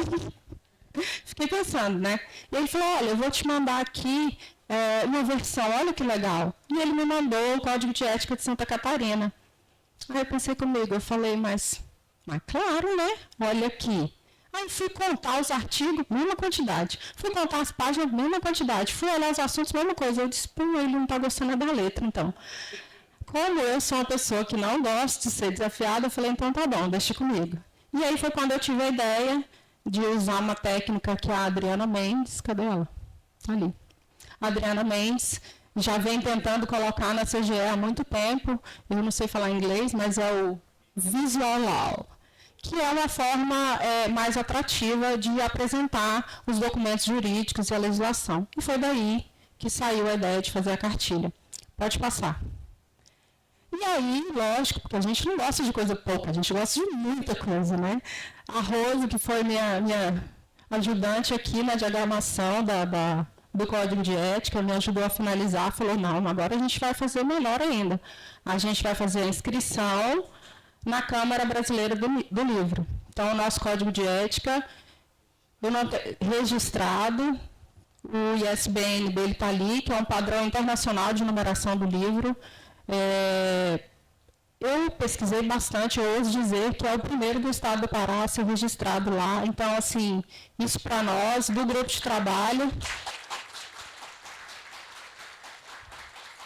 e da CGE, é um ganho muito grande, porque não é um documento qualquer. É um documento que vai guiar a nossa conduta, e a gente está trazendo a CGE agora para um novo padrão, um padrão de maior visibilidade, e a gente precisa de estar afinco nisso aqui. Então, eu queria que a Rose levantasse, ficasse de pé, para uma salva de palmas, porque isso aqui é a obra dela, e foram muitas conversas às 9 horas da noite, e ela mandava mensagem, você está dormindo? Eu disse, acordei, né, você mandou mensagem.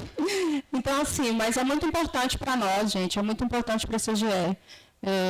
Eu não sei vocês, mas eu tenho um orgulho imenso de entregar um trabalho que muita gente participou, e um trabalho que pode ser modificado, vai ter alguns errinhos, Trícia, e quem é da comissão aí vai ter que corrigir mais para frente, mas é um início, a gente precisa começar de algum lugar. Pode passar, Zé Roberto. Então, aqui é basicamente para falar para vocês qual é o objetivo, né, para que serve o Código de Ética na CGE. Então, ele é um documento que estabelece princípios, valores que vão guiar a nossa conduta, fortalecer a nossa cultura de integridade, transparência, respeito, promover uma segurança nas decisões, clarezas e nos comportamentos esperados, porque eu preciso saber o que eu posso e o que eu não posso, porque às vezes lá na minha casa eu posso fazer alguma coisa, mas aqui no meu ambiente de trabalho, aquilo que... Deixa eu ver quem falou, doutor André. Eu posso, eu quero, mas eu devo? Então, assim, eu acho que essas 3 perguntas, elas vão balizar aí o que é para nós, né? E prevenir conflitos de interesse, desvios e outras condutas. E aí, eu fui colocando algumas frases até mais para mim aqui na hora da palestra, porque eu não gosto muito de ficar olhando para a tela, mas mais do que normas, o código é um guia de atitude ética no serviço público. Então, é um guia, gente, é para a gente saber, olha, eu tenho um evento institucional, como que eu devo me portar, como que eu devo me vestir. Não é marca, é só uma sobriedade, uma seriedade com o assunto, com o tema. Pode passar, seu Roberto. E aqui é porque eu já antecipei, né, que o doutor Bassalo já fez eu fazer um spoiler lá no começo, a nossa árvore, né, e a nossa base, que são os nossos princípios fundamentais. Então, é o interesse público e a defesa do patrimônio público, a eficiência, a efetividade, a qualidade dos serviços públicos, a independência e a objetividade, porque está muito ligado no nosso trabalho, a confidencialidade e a proteção das informações, o famoso limpo ali, com a transparência junto, a equidade na prestação de serviços públicos e a segregação de funções, porque isso é uma coisa que a gente precisa trabalhar, não só na CGE, mas no Estado todo, de que a gente não pode fazer todos os passos de tudo, né? A gente tem que fazer a sua função. Pode passar, senhor Roberto. E, para mim, essa parte aqui é a parte, assim... mais importante, é tão importante quanto os princípios, né? Porque isso aqui é nosso, né? Que é a integridade, a boa-fé nossa, é o respeito à diversidade, que nós temos que ter o respeito pelo outro, pelo próximo, a honestidade, a dignidade, o respeito ali no sentido mais global da coisa, o profissionalismo e o aperfeiçoamento. Por que a gente colocou isso como valor fundamental? Porque não interessa se eu sei ou não fazer um trabalho, interessa se eu tenho boa vontade para fazer o trabalho e para aprender aquele trabalho. E nosso compromisso como servidor público não sei fazer, tudo bem, não tem problema nenhum, mas você tem que querer aprender e querer entregar um serviço de qualidade. Se todo mundo quiser entregar, olha, eu não sei fazer, mas tá bom, vamos ler, vamos ver, vamos pedir curso, vamos pedir capacitação, a gente vai conseguir entregar algo bem feito. Responsabilidade, prestação de contas, aí o Márcio é o mestre, e compromisso com a governança e a conformidade que todos nós, servidores, temos. Pode passar, senhor Roberto. E aí, usando umas palavras que o doutor Bassalo gosta de usar, para além disso, o nosso código, ele também tem alguns tópicos principais, eu não quis me alongar muito, quis mostrar só para vocês o que está contido lá no código, que são as condutas profissionais, o relacionamento interpessoal, o uso e o cuidado com os recursos públicos, conflito de interesse, comunicação e transparência e a nossa imagem institucional. Então, cada tema representa um ponto de atenção para fortalecer a ética na prática. Lembrar que nós estamos, hoje eu estou aqui falando, não sou a Thalita falando, eu sou a CGE falando, então a imagem institucional está muito ligada a isso, a gente precisa ter respeito com o cargo que a gente sonhou tanto e estudou tanto para chegar lá. Pode passar, senhor Roberto. E aí, lógico, né, não tem como a gente fazer um código de ética e não exigir compromisso do servidor, né? Então, eu coloquei 6 aqui, mas eu acredito que a comissão de ética, junto com a correição, que é quem vai de agora para frente trabalhar aqui, deve achar mais alguns aí, tá? Então, agir com honestidade e responsabilidade, cuidar do ambiente de trabalho com respeito, evitar favoritismo e práticas antiéticas, denunciar condutas impróprias de forma segura. Nós temos o Rodrigo e a Thalita lá como ouvidores, caso vocês precisem, na CGE. Valorizar o bem público e o interesse coletivo. E ler o Código de Ética, gente. Esse foi um documento que foi feito, não é para ficar guardado, não é para ficar só lá no DOI, não é para ficar só na pasta, é um documento para ser lido. E a função da comissão, uma das funções da comissão é ética, é divulgar esse código. Então, todos temos um papel importante na construção, um ambiente íntegro e saudável. Pode passar, Zé Roberto. E aí, o que era para ter falado só agora, eu falei lá no começo, o símbolo da nossa ética é a árvore, né? A árvore da ética é uma cultura viva e enraizada, tem um significado simbólico, esse significado foi escolhido por todos os servidores que quiseram responder à pesquisa que eu fiz. Então, as raízes representam a nossa base ética, nossos princípios. O crescimento contínuo representa o nosso compromisso diário com a integridade. E eu queria só voltar alguns slides, seu Roberto. Lá atrás, só um pouquinho, lá no mais um. Aí, nesse outro. Não sei se vocês perceberam, mas eu deixei aqui o caminho em branco, né? É porque a construção não acaba aqui. A construção ela vai ser contínua. Eu passo agora o bastão para o... Cadê o Renato? Passo agora o bastão para o Renato, porque a partir de agora é a gente divulgar, é a gente trabalhar, é a gente capacitar, é a gente fazer ficar vivo isso. Acho que a Castro, numa das reuniões que ela representou o João, ela falou sobre isso, né? Da gente fazer uma cartilha, da gente fazer um movimento, e é o que a gente pretende fazer de agora para frente. Então, eu deixei aqui em branco justamente por isso, para que tenha continuidade. Pode ir lá para o último.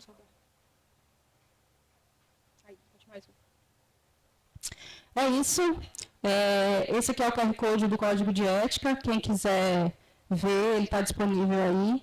E dizer que a ética é feita de escolhas diárias. Cada atitude, cada decisão, cada palavra conta. Obrigado por fazer parte desse movimento que fortalece a CGE, nos conecta como servidores comprometidos com o interesse público.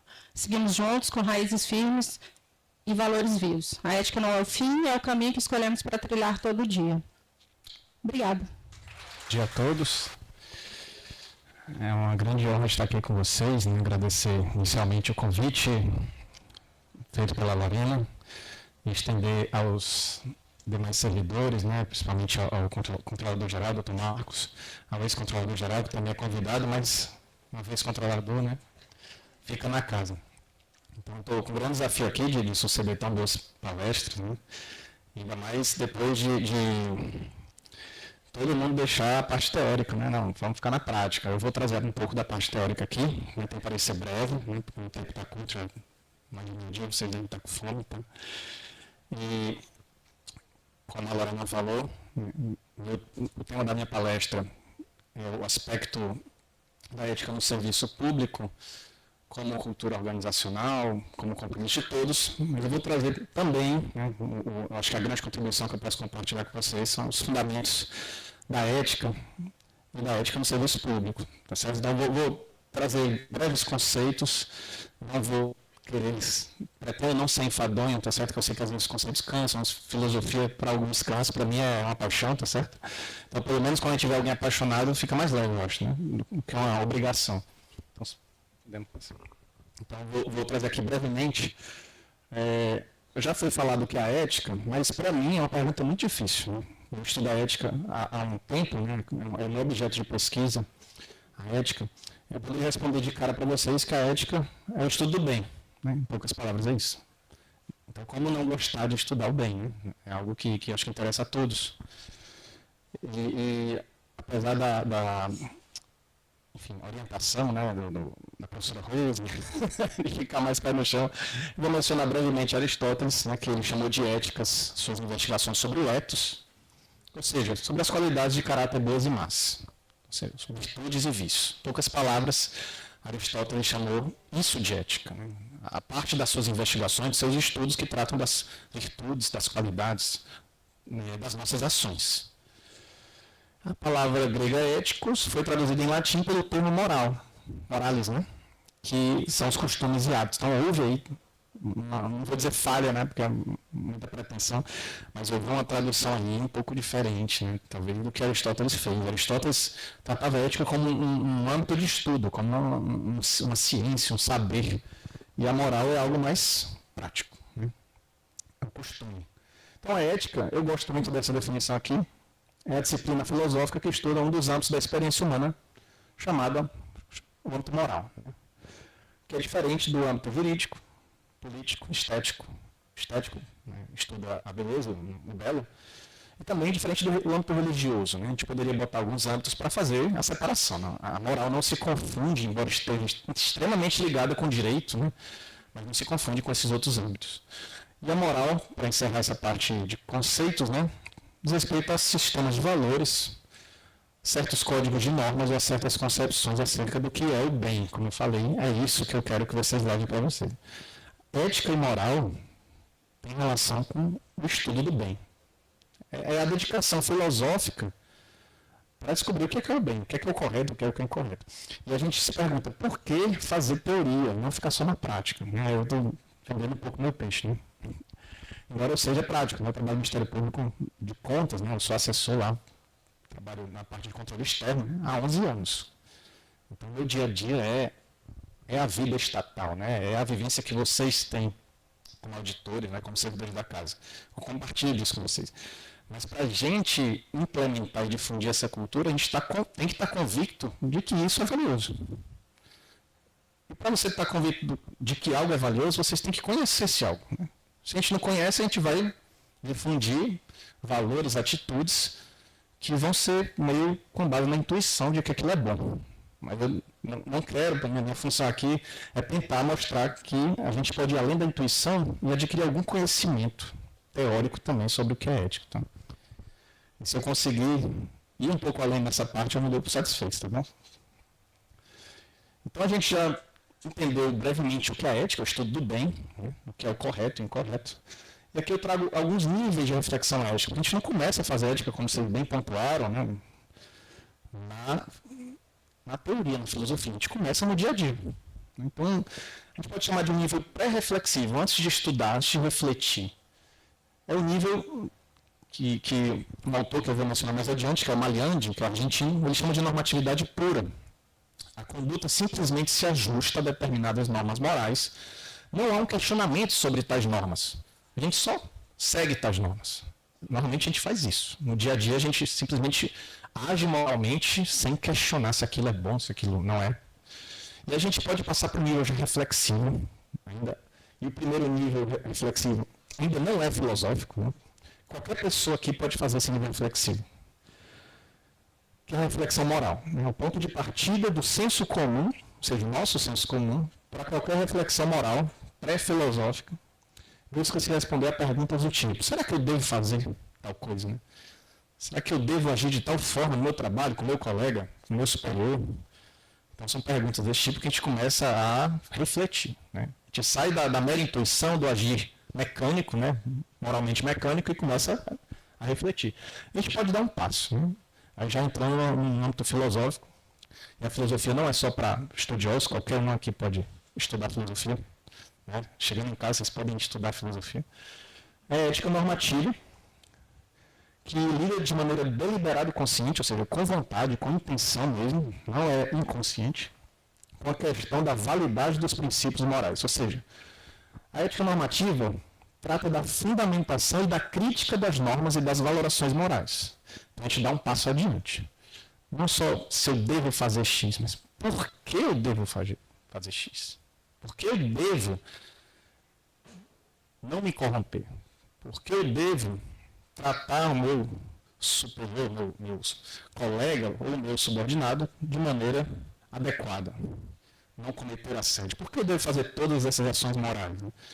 Então, esse âmbito ético normativo, antecipo para vocês que é o âmbito que a gente vai tratar aqui. Temos também a metaética. Então, estou trazendo aqui um panorama da ética, desde a ética pré-filosófica até a ética filosófica. Na ética filosófica, a gente tem essas três últimas, o B, C e o D. A metaética é a análise do sentido e do uso dos termos da linguagem. Então, é um âmbito quase da linguística. Né? É um âmbito que eu gosto muito, mas eu não sou perito nesse tema. Acabei tendo que estudar, mas trata de estudar o significado da palavra bom, dever, justo. Né? Então, uma análise linguística que os estudiosos da metaética vão fazer, e há bons autores, né, sobre esse tema,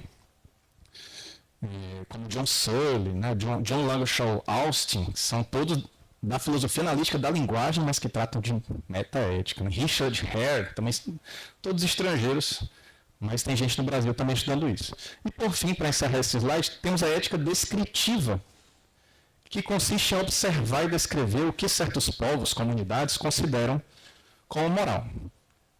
É o que fazem a história, a sociologia e a antropologia.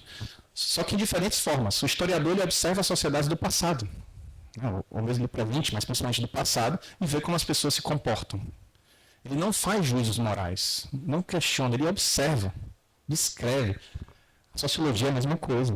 A antropologia é a mesma coisa. O antropólogo é aquele sujeito, aquele estudioso que vai para campo, seja para uma comunidade indígena, uma comunidade quilombola, ou mesmo vem aqui para esse auditório com o caderninho dele para ver o que as pessoas não estão vendo aqui. Como, por exemplo, a autora deste palco aqui, me colocando acima de vocês. O que é que isso significa? Então ele vai anotar tudo, né? Eu tenho uma ex-professora no doutorado, que é a professora Ana Lúcia Pastore, da USP, e ela estudou antropologia jurídica. A tese de doutorado dela foi no tribunal do júri. Ela ia para o tribunal do júri, só que ela não ia assistir os julgamentos da forma que nós iríamos. Ela ia ver o que ninguém está vendo. Então lançou um livro sobre como o réu chega já condenado, né? Que é o tribunal do júri, rito, teatro e jogo, né? Jogo, rito, teatro, que é como o antropólogo, no caso dela, né, enxerga o júri. Porque ele já chega, às vezes, algemado, com uniforme, com chinelas havaianas, não é servido, às vezes, nada para ele, ele fica lá embaixo. Então ele já chega um teatro montado, pode ser até que ele seja inocentado, mas ele já chega condenado, tá certo? Então, esse é o panorama que eu acho interessante para a gente entender onde a ética se situa no campo da filosofia, né? Temos essas etapas de reflexão. Pode passar, por favor. Não, tá bom, tá bom. E aí, algumas vertentes. Como eu falei, a gente vai ficar no âmbito da ética normativa, que é onde eu me considero mais seguro de falar, né? Dentro da ética normativa, o que é a ética normativa? Aquela que pergunta por quê. Por que eu devo seguir as normas do Código de Ética da CGE Pará? Refletir filosoficamente sobre por que eu devo fazer tal coisa. Temos várias abordagens. Temos a abordagem consequencialista, a deontológica e a ética das virtudes. A consequencialista, que já fez, ainda faz bastante sucesso no meio acadêmico, sustenta que o que se deve fazer é unicamente em função das consequências esperadas da ação. Então, ela se preocupa com os resultados da ação. Ela quer ver se vai gerar mais felicidade para o maior número de pessoas. Eu acho isso um pouco problemático como único critério, porque às vezes gerar maior felicidade, maior bem para o maior número de pessoas pode gerar uma injustiça individual muito grave. Então, é uma ética que considera a maioria. A ética deontológica, que a gente já falou, vai refletir sobre o que devemos fazer e deve-se avaliar as qualidades da ação em si mesmo, independentemente dos seus resultados. A ética das virtudes, que inclusive há especialista aqui no Pará, na UFPA, que trata da ética dos virtudes, não é minha praia, mas eu tive que estudar, considero mais adequado perguntar pelos modos de ser, disposições ou traços do caráter que devem ser cultivados e encorajados. Se eu fosse um professor de filosofia que estuda a ética das virtudes, eu chegaria aqui para vocês dizendo, elencando um rol de normas éticas ou de princípios éticos. A honestidade, a probidade, a coragem, a generosidade. Não é o que eu vou fazer aqui, até porque o Código de Ética já faz isso muito bem. Ele já traz, ele se baseia na ética das virtudes. Tá? Eu vou trazer um inicial argumentativo para vocês, com base na ética deontológica. Por favor. E aí, iniciando a parte da ética normativa, eu pergunto a vocês, essa pergunta é extremamente ética, né? O que é que distingue o ser humano dos outros animais? O que vocês acham, né? A gente vai encontrar talvez várias respostas. Alguém tem um palpite?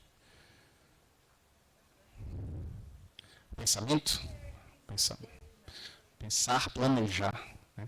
Não vou trazer uma resposta certa, tá? Vou trazer a resposta de um autor específico, que já foi até mencionado aqui, mas pode passar. Eu vou trazer algumas imagens do que o ser humano é capaz, que talvez os animais não sejam capazes de fazer. Isso aqui é uma figura de homem-bomba, né? Um sujeito que bota uma bomba e buscando a vida, né, após a morte, garantida, né, talvez melhor do que na Terra, ele prejudica pessoas e a si mesmo, né? Então ele é capaz de violar o seu instinto de sobrevivência. Algum animal é capaz disso? Vamos lá. Na Bíblia consta que Jesus sofreu bastante, não foi? Ele sofreu tanto que ele suou, chorou sangue, né? Então ele renunciou ao instinto de sobrevivência em nome dos nossos pecados. Algum animal é capaz disso? Não. Há relatos também, né, de experiência de celibato, seja por padres da igreja, seja por monges tibetanos. E eu pergunto para vocês, algum animal é capaz disso? De fazer o celibato, né? Porque o instinto sexual, assim como o da sobrevivência, é extremamente forte. Inclusive na gente, né? Nós somos animais também, mas nós somos animais diferentes. Então a questão que eu quero levantar para vocês, sobre ética filosófica, essa pergunta é da maior importância. Entender o que é que nos diferencia dos demais animais, porque é nessa diferença que vai estar o fundamento da ética, né? Do bem. A justificação do bem. Pode passar. E aí eu trago essa figura aqui que já foi comentada. Tá? Não vou me aprofundar, porque eu sei que já passa meio dia, tá certo? Mas eu acho Kant da maior importância. Me dediquei a estudar Kant no mestrado, de certa forma doutorado, mas não sou aquele cara que bota Kant debaixo do braço, né, como a Bíblia, não. Tanto que eu critico Kant numa palestra na UFPA que eu ministrei, eu critiquei Kant, aí tinha um monte de kantianos que balançaram a cabeça assim, poxa, eu não sou assim, tá certo? Mas acho que ele traz boas lições pra gente. Inclusive responde essa pergunta. Ele diz o seguinte, isso é uma descoberta de Kant, dos seus contemporâneos, como Jean-Jacques Rousseau, de que a razão, o intelecto, o pensamento, é uma das partes da razão humana. Né? Não é aí que está a nossa diferença com os animais. Né? Ele diz que não é no pensamento. Muita gente já disse, desde os gregos, diz que é o pensamento que nos eleva. Kant vai dizer que não. O que nos distingue dos animais é uma parte da razão que ele chama de vontade. Ou razão prática, né? Um nome mais técnico. Mas é vontade. Só nós temos vontade.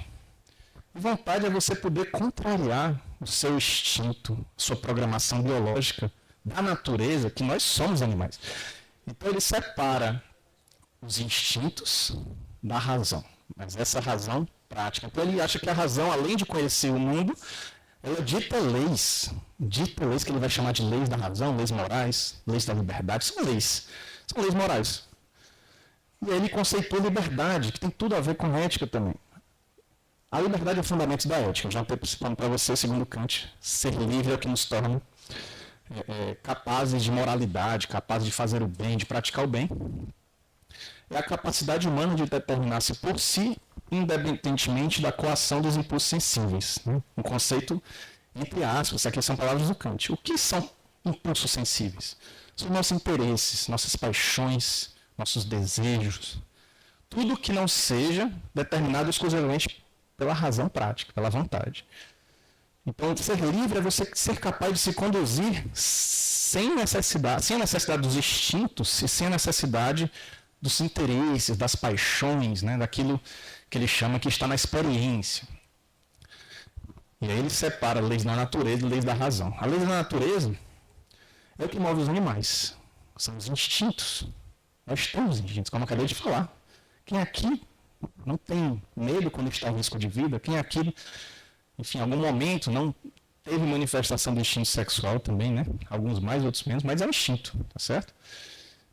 Mas nós também temos, segundo Kant, outro tipo de leis às quais nós nos submetemos, que são as leis da razão, são as leis morais. Certo?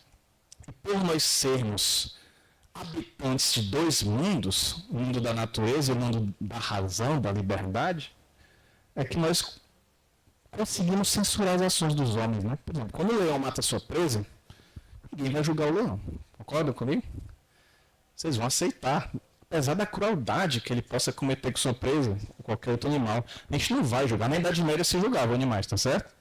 A gente não costuma não ouvir isso, mas se julgavam animais, torturavam-se animais. Mas na modernidade, né, se chega a esse consenso de que só as ações humanas são censuradas. Por quê? Porque nós... Aí pode passar. Nós pertencemos a dois mundos, então nós somos seres aí complexos. Nós fazemos parte do mundo da natureza por meio dos nossos instintos, da programação biológica que nós temos, mas somos seres especiais. dignos, né? Nós temos dignidade por causa disso. Não é isso que nos dá dignidade, porque senão os animais teriam dignidade. Embora os tribunais do Rio Grande do Sul, né, que são os cortes vanguardistas, estejam começando a reconhecer os animais como sujeitos de direito, né?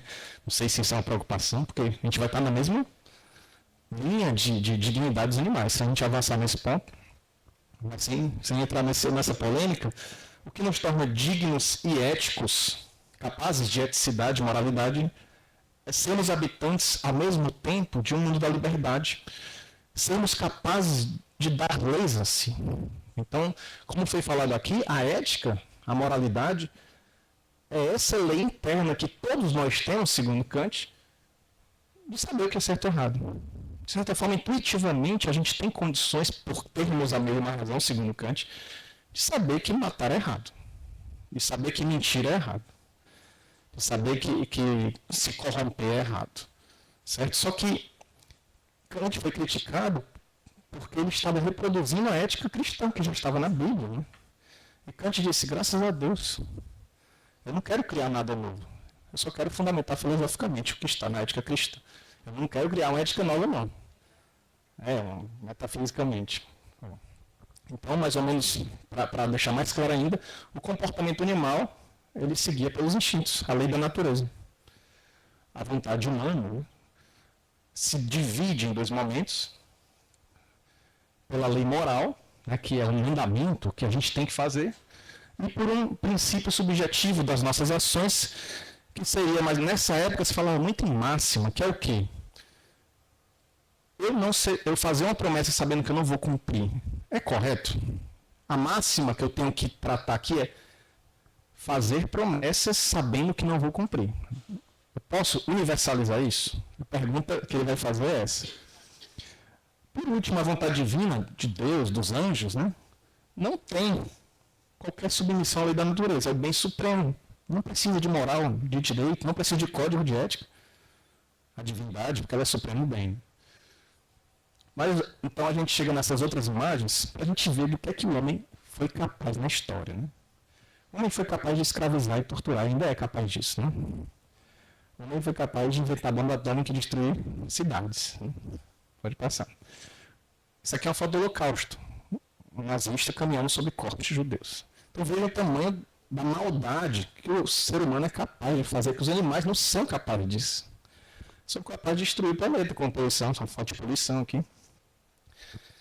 Então a gente está começando a chegar onde eu gostaria, né? De mostrar para que serve a ética, né? Como é que a filosofia lida com a ética.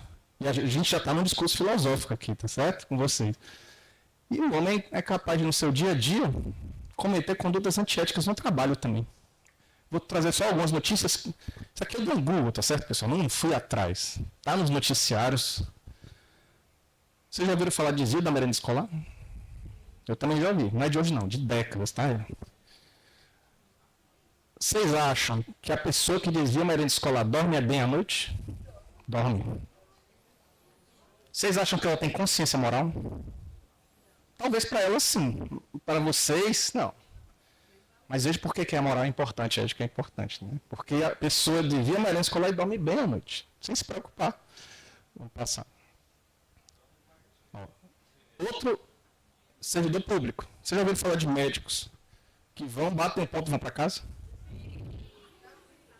Pronto. Então a gente está começando a trabalhar com exemplos, né, de condutas antiéticas que não se aplicam necessariamente, né, exatamente a nós, mas são importantes da gente descer para o concreto, né?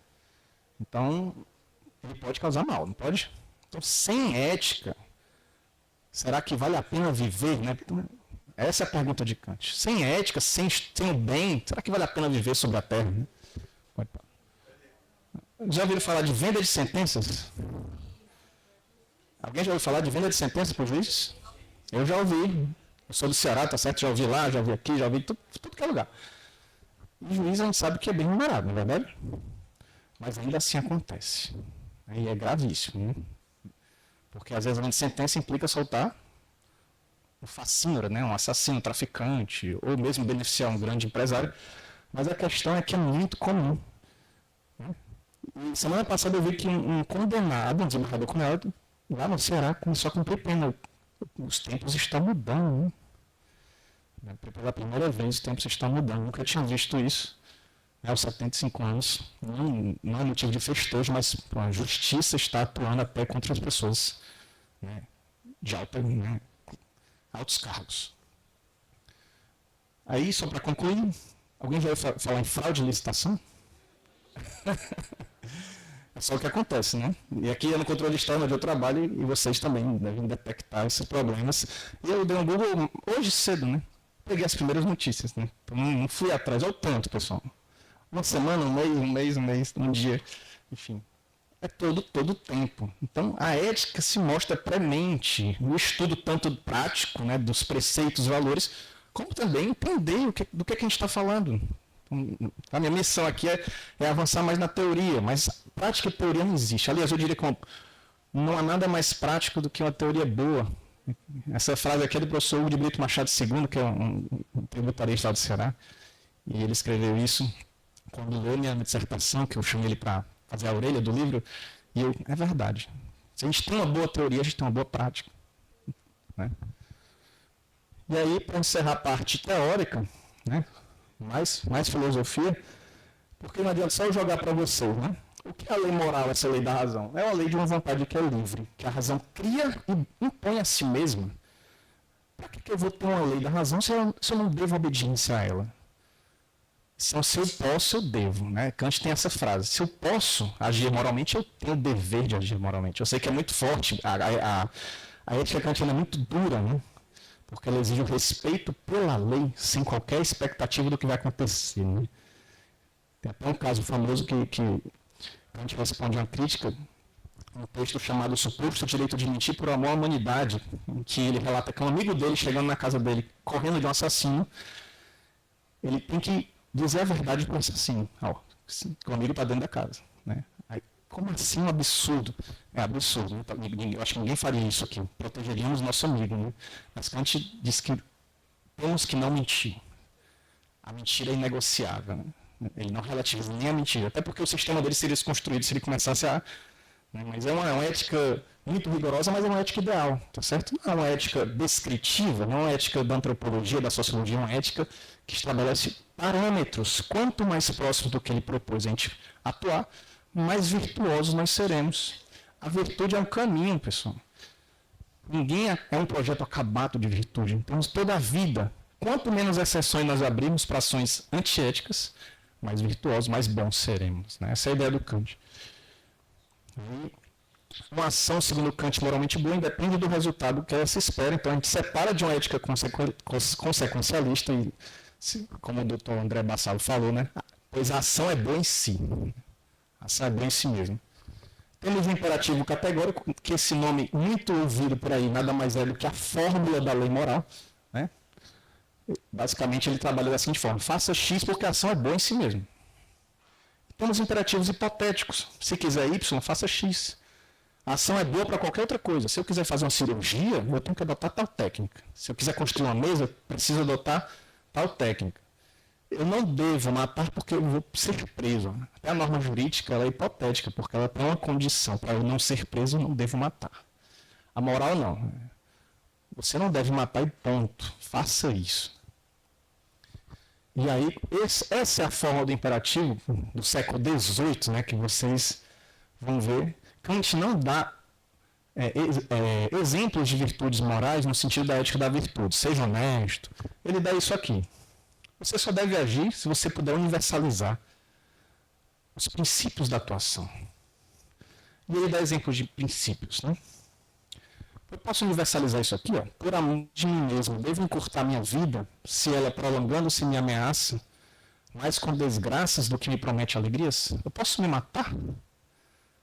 Porque minha vida está triste? Essa é a pergunta. Segundo Kant, não. Porque o amor, ele justifica a vida, não o extermínio da vida. Então a gente pode entrar na sociedade, realmente, que a tristeza é comum, na verdade. A gente não vai mais nem existir. Eu posso, quando em apuros, pedir dinheiro emprestado e prometer pagá-los, mesmo sabendo que eu nunca vou pagar? Essa pergunta é mais fácil. Porque se eu universalizar isso, a promessa vai deixar de existir, ninguém vai confiar em ninguém. O universalizar é você pressupor que todo mundo vai mentir, todo mundo vai se matar quando estiver triste. Eu não devo ser caridoso com aqueles que necessitam de ajuda. Eu devo ser caritativo, caridoso. Eu posso universalizar que eu não devo ser. Porque um dia você pode precisar. Então, eu não consigo universalizar se um dia eu estiver precisando de ajuda. Provavelmente eu vou querer que me ajudem. Né? Eu vou estar desesperado, com fome, com sede. Enfim. Então, só 3 exemplos. Ele traz muitos exemplos, mas Kant, como metafísico, filósofo, ele não gosta de exemplos. Ele faz de forma muito forçada, mas esses são um dos exemplos de ações que ele traria para mostrar que é incompatível com o imperativo categórico universalizar tais ações. E aqui eu poderia até dizer que é a minha conclusão, tá certo? Porque o restante todo mundo já falou, que é a parte da ética no serviço público, um código de ética. A ética pública é uma aplicação prática da ética filosófica. Na verdade é essa, tá certo? A gente começou falando da prática. É voltada à orientação da conduta dos servidores públicos entre si, né? Entre nós, e no trato com a coisa pública. É a partir dos fundamentos da ética filosófica, especialmente da ética deontológica, que eu acabei de apresentar uma vertente, tem várias, né? Que se justificam os deveres e comportamentos exigidos nos códigos de ética, inclusive o da CGE. Essas normas, como o Código de Ética da CGE Pará, traduzem princípios abstratos que Kant e outros autores pensaram em regras concretas. Então esses códigos são da maior importância, porque ninguém vai ficar andando por aí com um imperativo categórico fazendo juízo todo tempo. É difícil, pessoal. Embora Kant tenha contribuído, a gente precisa de algo rápido, uma consulta rápida. O código ajuda muito nisso. No entanto, a ética não deve ser vista apenas como um conjunto de regras, mas como uma parte essencial da cultura organizacional, né? Como foi muito falado na cultura organizacional. Precisa ser um valor coletivo assumido por todos. E por que isso? Se um servidor age de forma antiética, ele vai comprometer a imagem de toda a CGE. Não é verdade? E todo mundo vai no bolo. Então, se não for um compromisso geral de respeitar as normas desse código, respeitar os preceitos éticos, a gente vai colocar em xeque a imagem da instituição. Eu digo isso, inclusive, como servidor do MPC, né? Falei para qualquer órgão, tá certo? O RJU já traz preceitos éticos, né? Como é bem falado na apresentação do Código de Ética. Tá? Então, promover a ética como prática diária fortalece a legitimidade do Estado, o respeito ao bem comum e previne os desvios que afetam a integridade do serviço público. Tá bom? Então, eu tinha mais coisa para falar, tá certo? Mas eu sei que o tempo já avançou. E me despeço e agradeço. Se tiverem perguntas, obrigado.